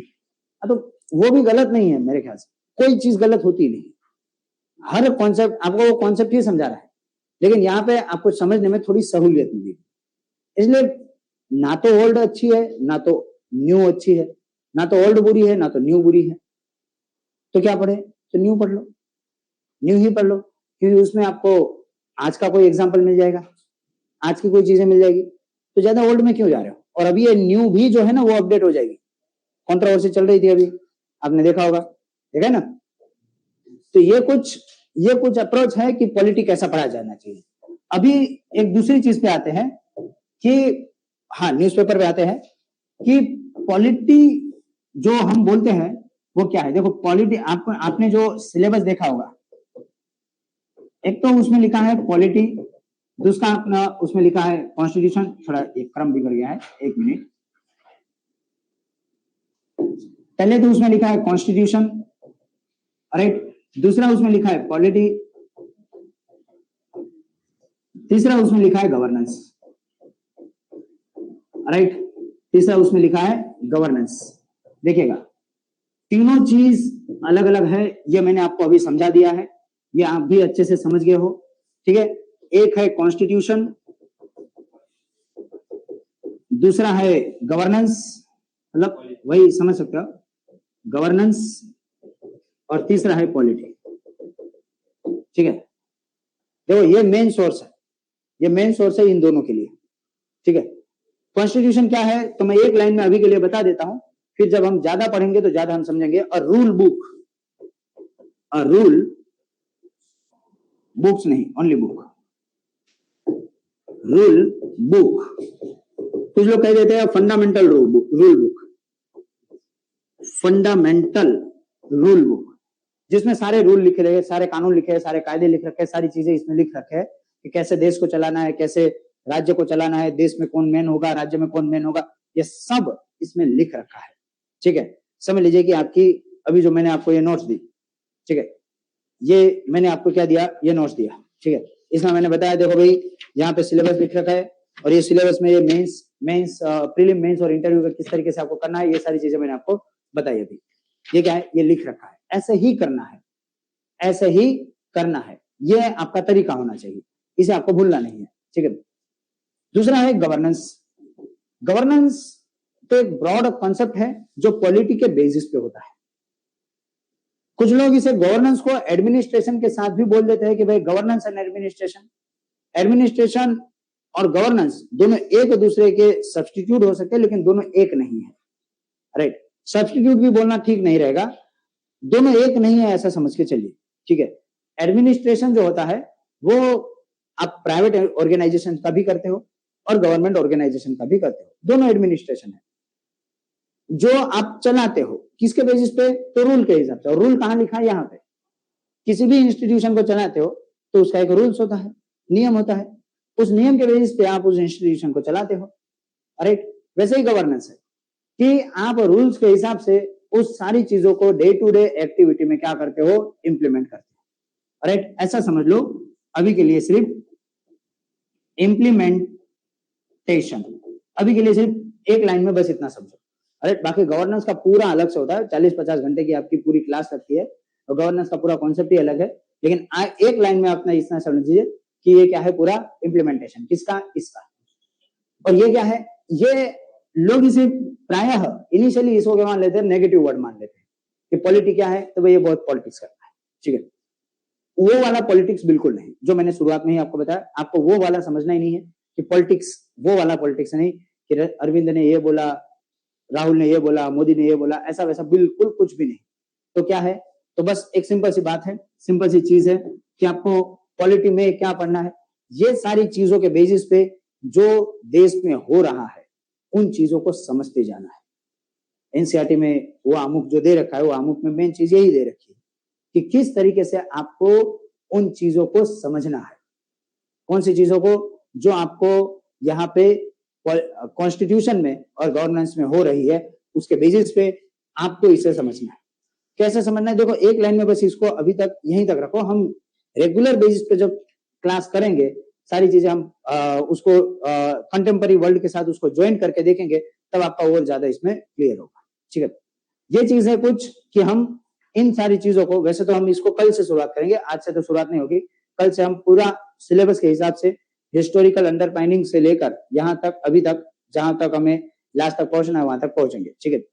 ये पूरा पॉलिटी का हमारा पूरा स्ट्रक्चर जाएगा, देखिएगा पॉलिटी, गवर्नेंस एंड कॉन्स्टिट्यूशन तीनों अलग है, ठीक है, लेकिन तीनों को एक जगह पे एक कटोरे में आपको डाल के दे दिया गया कि इसको ऐसे रखना है। बोलो सर, कौन सा पॉइंट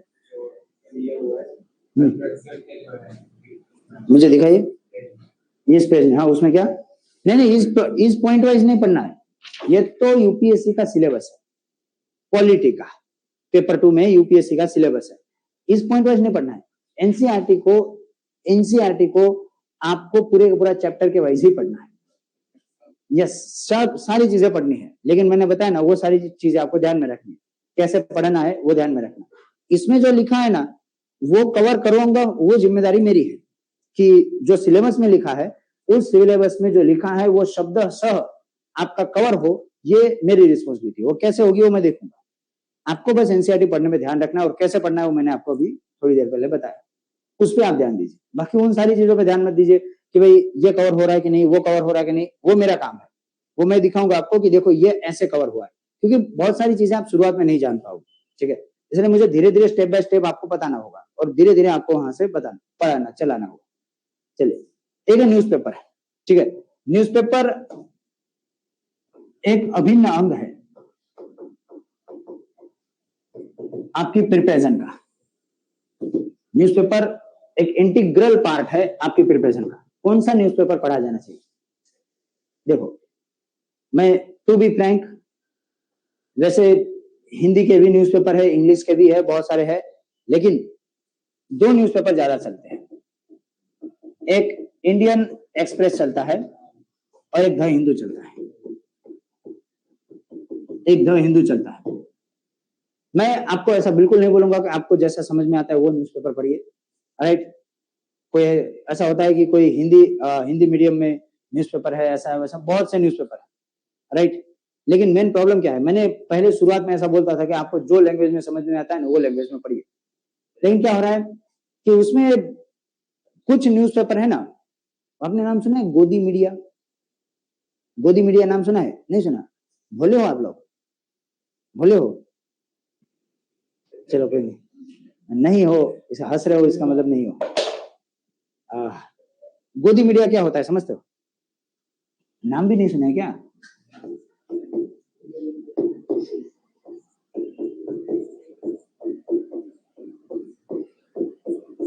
ये समझा सुना है कभी? गोदी क्या होता है? गोद में बैठना। गोद में बैठना, किसके गोद में बैठना? सरकार के गोद में बैठना है। हाँ हाँ, विपक्ष को हमेशा वो खराब बताएगा और सरकार को हमेशा वो ऊपर उठा के बोलेगा सरकार कितनी अच्छी है, सरकार इतनी अच्छी है, सरकार उतनी अच्छी है, ऐसा ऐसा है। एक ही पक्ष बताएगा, बस वही बोल रहा हूं मैं आपको। गोदी मीडिया मतलब किसके गोद में बैठी है? तो ये सरकार के गोद में बैठी है। सरकार इन द सेंस गवर्नमेंट के गोद में बैठी है और गवर्नमेंट का ही पॉइंट ऑफ व्यू बता रही है। राजा बोला रात है, रात है, रात है, रात है। रानी बोली रात है, रात है, रात है, रात है। प्रजा बोली रात है, राजा बोला रात है, रानी बोली रात है, प्रजा बोली रात है, और सुबह सुबह की बात है। ये होती है गोदी मीडिया, राइट। ये होता है भीड़ तंत्र, ये लोकतंत्र नहीं है। इसलिए आपको क्या करना है, एक पॉइंट ऑफ व्यू से बचना है। एक पॉइंट ऑफ व्यू से बचना है। आपको हमेशा से ये चीज ध्यान में रखनी है कि सिर्फ एक पक्ष की चीज नहीं सुननी है, क्योंकि आप वो नहीं हो, उसके लिए नहीं बने हो आप। आपको दोनों चीजें पढ़नी पड़ेगी। इसलिए दोनों में से कोई एक न्यूज़पेपर पकड़िए। मैंने अभी तक ऐसा देखा है, देखो अभी इसमें भी ऐसा आ रहा है, देखो ये सारी चीजें भैया मत, रिकॉर्डिंग चालू है, बोल देंगे गोदी मीडिया, फिर आएंगे मेरे पास। ऐसा है कि देखो मैंने अभी तक ऐसा देखा है, अभी तक ऐसा देखा है कि ऐसे जा रहा है कि इसमें भी ट्रेंड बन रहा है, ये ज्यादातर अभी एंटी गवर्नमेंट बन जा रहा है। कुछ भी आ जाए, द हिंदू को देश में कुछ अच्छा ही नहीं लग रहा है आजकल, वैसे ही न्यूज छापे जा रहे हैं, ठीक है। अब कुछ भी देश में कोई भी टॉपिक बन जाए, अभी G20 कश्मीर में हो रही है, अभी थोड़े दिन बाद कश्मीर में होगी, तो द हिंदू में यह दिखाया जाएगा कि कश्मीर में G20 रखने के क्या नेगेटिव पॉइंट है, वैसे एडिटोरियल छापेंगे। अब G20 कश्मीर में जा रहा है तो हमारे लिए प्राउड की बात है, राइट। हमारे जयशंकर साहब को पाकिस्तान के एक न्यूज़पेपर ने पूछा, इसने पूछा, न्यूज चैनल वाले ने, कि साहब G20 की मीटिंग आप कश्मीर में लेके जा रहे हो, आपको लग रहा है ठीक है? श्रीनगर में हो रही ना मीटिंग, तो आपको लग रहा है ठीक है? लेकिन पाकिस्तान को इस चीज से कोई लेना देना ही नहीं होना चाहिए कि G20 की मीटिंग कश्मीर में है, गुजरात में है, यहाँ पे है कि वहां पे है। मतलब एक ही चीज का आपको मतलब होना चाहिए कि मुझे ये पहले बताओ कि आप इलीगली ऑक्यूपाइड कश्मीर कब खाली कर रहे हो? नहीं, वो कश्मीर का आपको कोई लेना देना ही नहीं होना चाहिए, राइट। कहने का मतलब क्या है, हर इंडियन को ये प्राउड की बात है कि कश्मीर में हमारी जो है G20 की मीटिंग आ रही है, पूरा वर्ल्ड कश्मीर में आ रहा है और देख रहा है कि कश्मीर भारत का अभिन्न भाग है। इससे बड़ा तो क्या होगा। अभी तक तो कुछ लोग ऐसा कर रहे थे, कश्मीर में पाकिस्तान के झंडे लहरा रहे थे, राइट। ISI का झंडा एक बार लहराया था कश्मीर में, हमारे लाल चौक में, तो ये थोड़ा ठीक नहीं लगता है। और उसी कश्मीर में अभी पूरा भारत, ये पहली बहुत बड़ी मीटिंग कश्मीर में हो रही है, तो इसका सिग्निफिकेंस अपने आप में बहुत बड़ा है, इसका तो प्राउड होना चाहिए हमें। लेकिन अगर आप ये चीजें पढ़ोगे तो आप यहां से पढ़ोगे तो एडिटोरियल वगैरह जो है ना, वो एंटी गवर्नमेंट आपको ज्यादा दिखेगा, राइट। इसके हिसाब से देखने जाओ तो देश में कोई चीज अच्छी नहीं होती, तो हर चीज में कुछ ना कुछ बुराई वाली चीज छपते जाएंगे, राइट। मैं ऐसा नहीं बोल रहा हूँ कि द हिंदू बुरा है, मैं ऐसा बोल रहा हूँ कि आपको गवर्नमेंट के नेगेटिव पॉइंट मिलेंगे। यहाँ पे ऐसा है कि थोड़ा सा बैलेंस दिख जाता है आपको, कम खास बैलेंस। अगर आप इंडियन एक्सप्रेस का एडिटोरियल पढ़ते हो तो बैलेंस्ड व्यू आपको समझ में आता है। बैलेंस्ड मतलब देखो, अगर कभी कश्मीर में G20 रखना है, उसका अगर उन्होंने नेगेटिव पॉइंट बताया तो कभी कभी वो पॉजिटिव एडिटोरियल भी छाप देंगे। और कभी कभी पॉजिटिव एडिटोरियल भी आएगा, कभी कभी नेगेटिव भी आएगा। हर चीज पे पॉजिटिव नेगेटिव या फिर बैलेंस्ड व्यू देने की आपको कोशिश करेगा। एक सिविल सर्वेंट का यही काम होना चाहिए। और आपको आंसर राइटिंग में भी वही पॉइंट लिखने होते हैं। एकदम एंटी गवर्नमेंट नहीं बन जाना है, एकदम प्रो गवर्नमेंट नहीं बन जाना है। वो गोदी मीडिया हो जाएगा, आप गोदी सिविल सर्वेंट हो जाओगे, तो वैसा भी नहीं होना है। राइट, आपको बैलेंस्ड व्यू रखना ही पड़ेगा। इसलिए क्या करना है, न्यूज़पेपर आपका इंटीग्रल पार्ट है। और कब से पढ़ोगे वो भी आज से ही पढ़ोगे। देखिएगा, न्यूज़पेपर पढ़े बिना आपका दिन खत्म नहीं होना चाहिए। मैं ये बहुत on the very serious note में बोल रहा हूं। न्यूज़पेपर पढ़े बिना आपका दिन खत्म नहीं होना चाहिए, मतलब नहीं होना चाहिए। आप बोलोगे मुझे टाइम नहीं मिलता, तो मैं आपको बोलूंगा कि एक टाइम का खाना छोड़ दो, लेकिन न्यूज़पेपर पढ़े बिना दिन को खत्म नहीं करना है। दोनों में से कोई भी एक न्यूज़पेपर आप चूज कर लो आपके हिसाब से। लेकिन यहां पे ऐसा होगा कि आपको दिखेगा कि देश में रावण राज्य है और देश की जनता कभी सुखी नहीं होगी। और ये नहीं कि ये इस गवर्नमेंट को ऐसा लगेगा, ये हर गवर्नमेंट का क्रिटिसिज्म करते हैं। और देखो, सरकार का क्रिटिसिज्म होना चाहिए, उसमें अपन को कोई ये नहीं है। हमने सरकार को सर पे बिठा के थोड़ी रखा है। सरकार अच्छा काम नहीं करेंगे, हम बदल देंगे, उसमें क्या फर्क पड़ता है। 5 साल के लिए, ज्यादा से ज्यादा 10 साल, बहुत अच्छा लगा तो 15 साल। हमने उन प्रधानमंत्री गलियारों में, उन मुख्यमंत्री की गलियारों में हमारे प्रधानमंत्रियों की अस्थियां थोड़ी गाड़ी हुई है कि हमें बहुत अच्छा लगता है। हम अच्छा क्यों लगता है, क्योंकि देश को चला रहे, बहुत अच्छे से चला रहे, इसलिए अच्छे लग रहे। और देश को चला रहे इसलिए हमने उनको सर पे बिठाया है, प्रधानमंत्रियों को। हम प्रधानमंत्री बनाएंगे, हम प्रधानमंत्री इस तरीके से चलाएंगे, देश को चलाएंगे वो। फिर भी हमें क्रिटिसिज्म तो करना ही पड़ेगा। सारी चीजें अच्छी हो जाए तो सारे दुनिया में सब, भारत में सब कुछ अच्छा ही तो हो जाएगा। अगर सारी चीजें अच्छी होती तो क्रिटिसिज्म तो करना ही पड़ेगा। तो अगर हो सके तो आप इंडियन एक्सप्रेस की तरफ ज्यादा टिल्ट करना, लेकिन बैलेंस्ड व्यू की तरफ। अगर आपको किसी चीज का क्रिटिसिज्म चाहिए, किसी चीज को आपको क्रिटिकली एनालाइज करना है, तो आपको द हिंदू के एडिटोरियल भी पढ़ने चाहिए। अलग अलग ऑथर लिखते हैं, बड़े ही अच्छे ऑथर यहाँ पे आपको लिखते हैं। ऐसा नहीं कि एकदम कुछ भी लिख देते हैं, बहुत सोच समझ के ही लिखते हैं। क्रिटिसिज्म वो दे रहे हैं, लेकिन देखो आप यूपीएससी कर रहे हो, आप सिविल सेवा में जा रहे हो, सिर्फ क्रिटिसिज्म नहीं करना है आपको। क्रिटिसिज्म करके आपको सजेशन भी देना है कि देखो ये चीजें होती है। At the end of the day, civil servant, we are here for the solution, not for the problem. Problem बहुत है, आप एक प्रॉब्लम गिनाओ, मैं 10 गिनाऊंगा, और बाहर वाला कोई जो पान की टपरी पे बैठा होगा ना, वो 50 गिनाएगा। पॉलिटिशियन ने लूट लिया इस देश को, और वो 10 से 50 प्रॉब्लम गिनाएगा। आप बोलोगे कि क्रोनिक कैपिटलिज्म है, आप थोड़ा सा वर्ड थोड़ा हाई बम्बार्डिंग यूज कर दोगे कि भारत में क्रोनिक कैपिटलिज्म है, ये बिजनेसमैन और एग्जीक्यूटिव दोनों मिले हुए हैं, इसलिए लेजिस्लेचर्स भी कुछ नहीं कर पा रहे। आप कुछ ऐसा बोलोगे, वो आपको 50 प्रॉब्लम गिना देगा कि देश में देखो ये चीजें हैं, ये गलत हो रहा है, वो गलत हो रहा है, ऐसा हो रहा है, वैसा हो रहा है। इसलिए इस चीज को समझिए कि we are here for the solution, not for the problem. Problem आप 10 गिनाओ, वो 50 गिनागा, कोई होगा 1000 गिना देगा। लेकिन प्रॉब्लम गिना कर क्या करोगे? सॉल्यूशन लाओ भाई, सॉल्यूशन, नया सॉल्यूशन लाओ। प्रॉब्लम के लिए हम नहीं है यहाँ पे, इसलिए सिर्फ प्रॉब्लम पे फोकस मत करो, सॉल्यूशन पे आओ। Because we are here for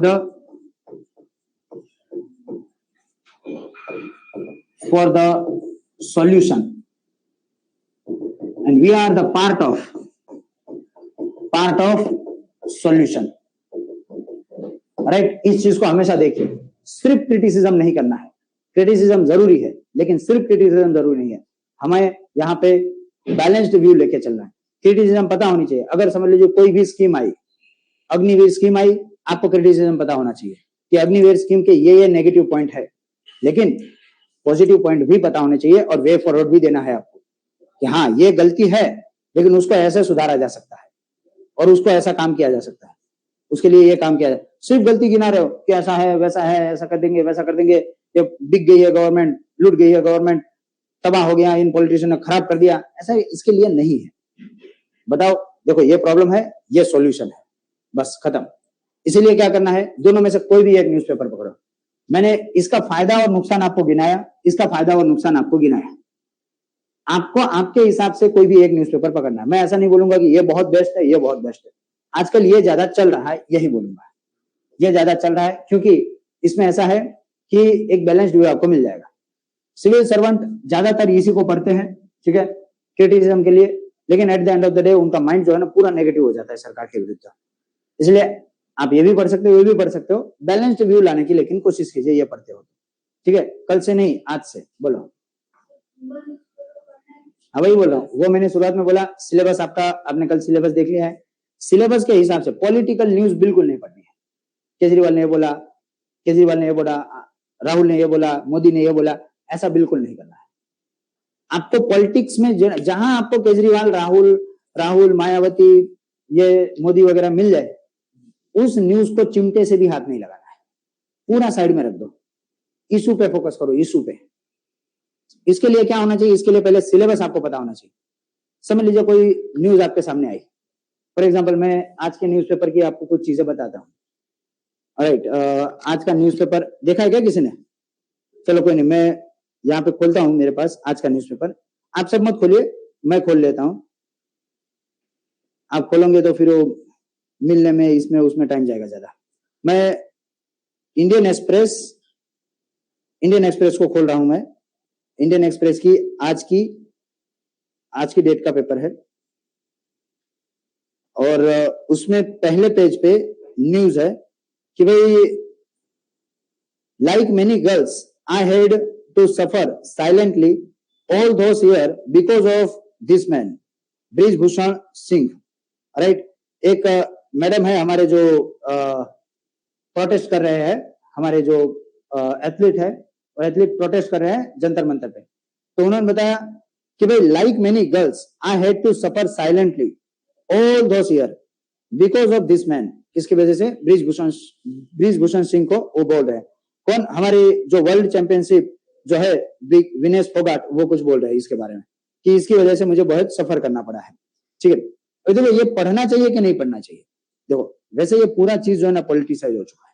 आपको यूपीएससी में ऐसा तो डायरेक्ट क्वेश्चन नहीं आएगा कि विनेश फोगाट ने ब्रिजभूषण सिंह शर्मा के बारे में क्या बोला है, लेकिन आपको ऐसा क्वेश्चन आ सकता है कि भाई स्पोर्ट की हालत भारत में कैसी है, स्पोर्ट कैसा है।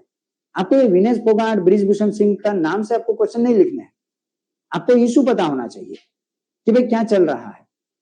उसमें आपको स्पोर्ट की हालत को समझना है, भारत में स्पोर्ट कौन से डायरेक्शन में जा रहा है, भारत में किस तरीके से स्पोर्ट में और क्या इनोवेशन हो सकता है, क्या चीजें, ऐसी चीजें ना हो, क्योंकि हमारे जो एथलीट है वो एथलीट सेक्सुअल हरासमेंट के आरोप वहां पे उस पे लगा रहे हैं, ब्रिजभूषण सिंह शर्मा जो हमारे एमपी है उस पे। तो आपको यही देखना है कि भाई भारत में जो एथलीट है वो अगर ये आरोप लगा रहे हैं तो स्पोर्ट की हालत कैसी है, क्या ये सारे क्या ये आरोप जो लगा है वो सही है? अगर आरोप सही लगा है, मतलब आपको ये इसमें बिल्कुल नहीं जाना कि आरोप क्या है क्या नहीं है, क्या इस तरीके से है। आपको ये समझना है कि भारत में स्पोर्ट्स की हालत क्या है, सिर्फ फिर वो कुश्ती नहीं, हर चीज की। ठीक है, हाँ, क्रिटिसिज्म क्यों हो रहा है, और स्पोर्ट के मेन फोकस क्या रखना है स्पोर्ट पे। आपको विनेश फोगाट पे, या फिर आपको बजरंग पुनिया पे, या फिर ब्रिजभूषण सिंह शर्मा पे, उस पर फोकस नहीं करना है। इंडिविजुअल स्पेसिफिक नहीं बनना है, आपको इशू स्पेसिफिक बनना है। दूसरा क्वेश्चन है, Delhi G20 message from Jammu and Kashmir to generation lost change here. जो अभी हमने बात की G20 की मीटिंग हमारे श्रीनगर में हो रही है, तो उसके लिए कुछ छपा हुआ है। तो देखो अभी ऐसा क्वेश्चन आपको नहीं आएगा कि G20 की मीटिंग कहां पे हुई, ऐसा क्वेश्चन यूपीएससी में तो नहीं आएगा, लेकिन आपको यह दिखाना है कि भाई सरकार का इसके पीछे एजेंडा क्या है। G20 की मीटिंग श्रीनगर में करने से हमें क्या हासिल होगा, ये मेन इशू है।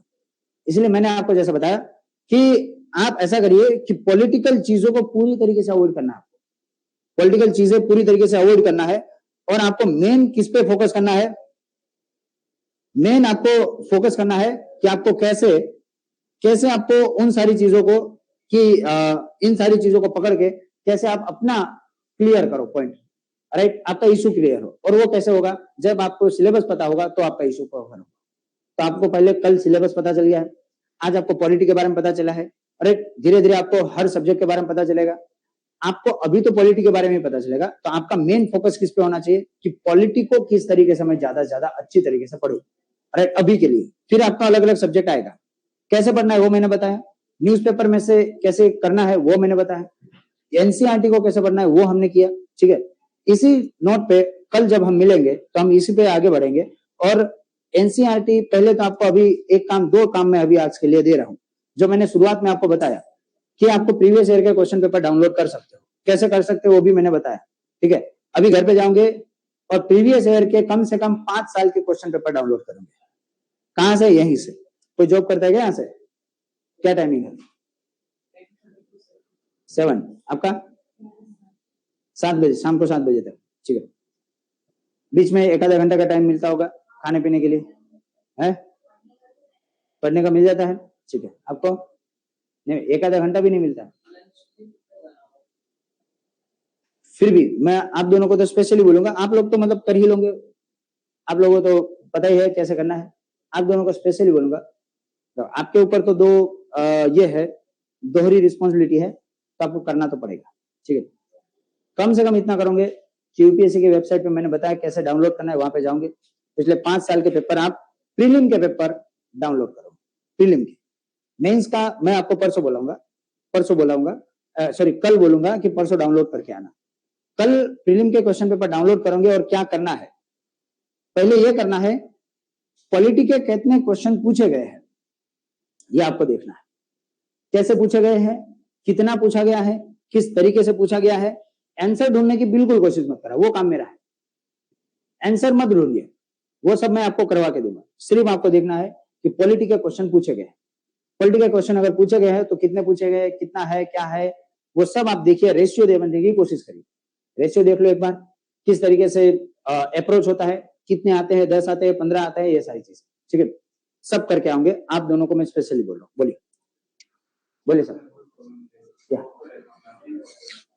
आपकी शॉप पे रहते हो? कितने बजे तक? 6 साढ़े? हाँ तो 12 बजे जाओगे ना, तो ये आधे घंटे का भी काम नहीं है। 12 बजे जाओगे, अभी आप फ्री हो, शायद कितना टाइम लगता है घर पे जाने के लिए? हाँ तो कितना दूर रहते हो?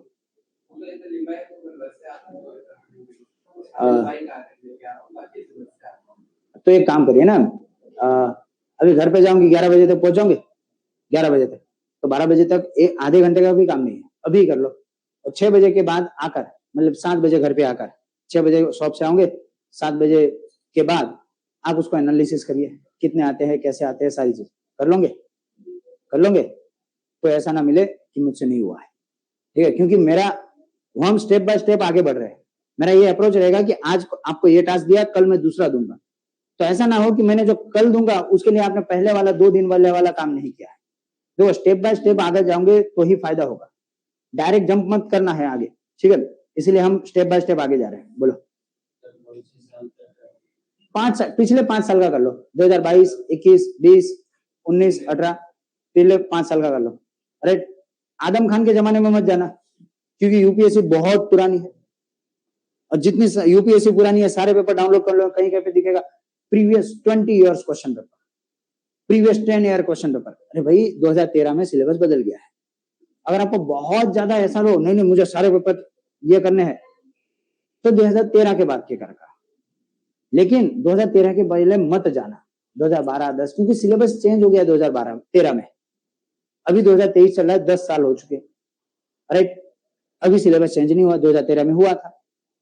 तो मैं तो बोल रहा हूँ कि 5 साल का ही करिए, लेकिन अगर आपको बहुत ही ज्यादा लगे कि नहीं नहीं 5 साल का थोड़ी, मैं तो बहुत ज्यादा पढ़ूंगा, तो 2013 से कर लीजिए, लेकिन 2013 के पास नहीं चाहिए।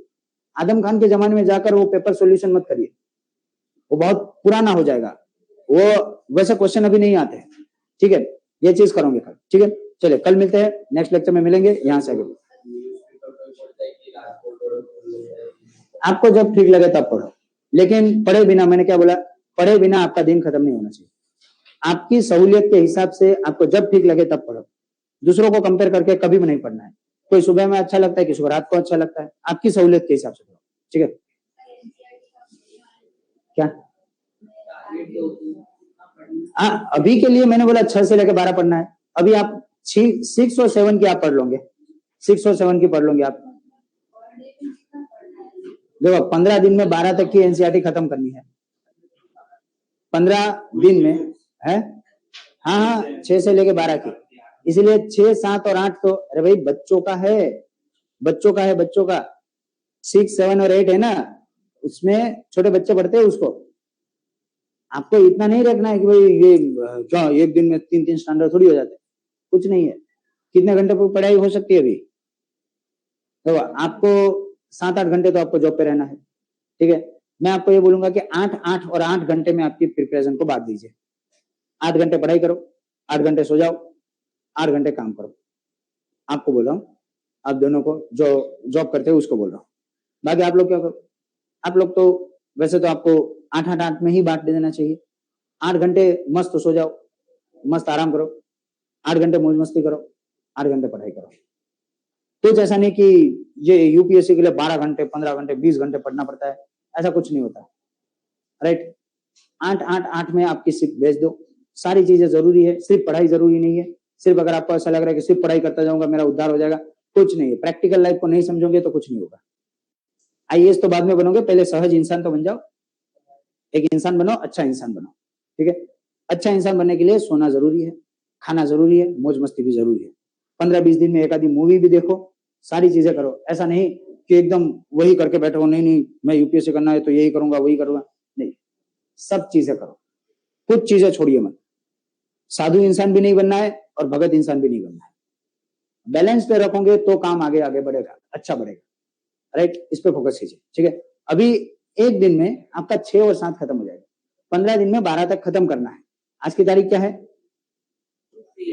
यस। तो आप समझ लीजिए कि 15 दिन पकड़ के चलिए, तो ये जो महीना है वो 31 का है महीना, राइट। अगले महीने की 10 तारीख तक, मतलब कि जून की 10 तारीख तक आपको पूरा खत्म करना है, ठीक है। उस हिसाब से आप काम करिए। हाँ, खाली पॉलिटिकल। हाँ, अभी देखो आपको 11-12 तो मैडम दे देंगे। अभी 11-12 पढ़िए। शुरुआत में मैं एनसीईआरटी डालने के लिए बोल दूंगा, आपका ग्रुप एक बनाकर आपको एनसीईआरटी डालने को बोल दूंगा। अगर आपको कहीं से नहीं मिलता तो यहाँ से पढ़ लीजिए। जिसको ऐसा लगता है कि फिजिकली पढ़ना है, हमें पीडीएफ से पढ़ना ही नहीं होता है, वहां से पढ़ लीजिए, जो ठीक लगे वैसे, ठीक है। चलिए मिले फिर नेक्स्ट लेक्चर में।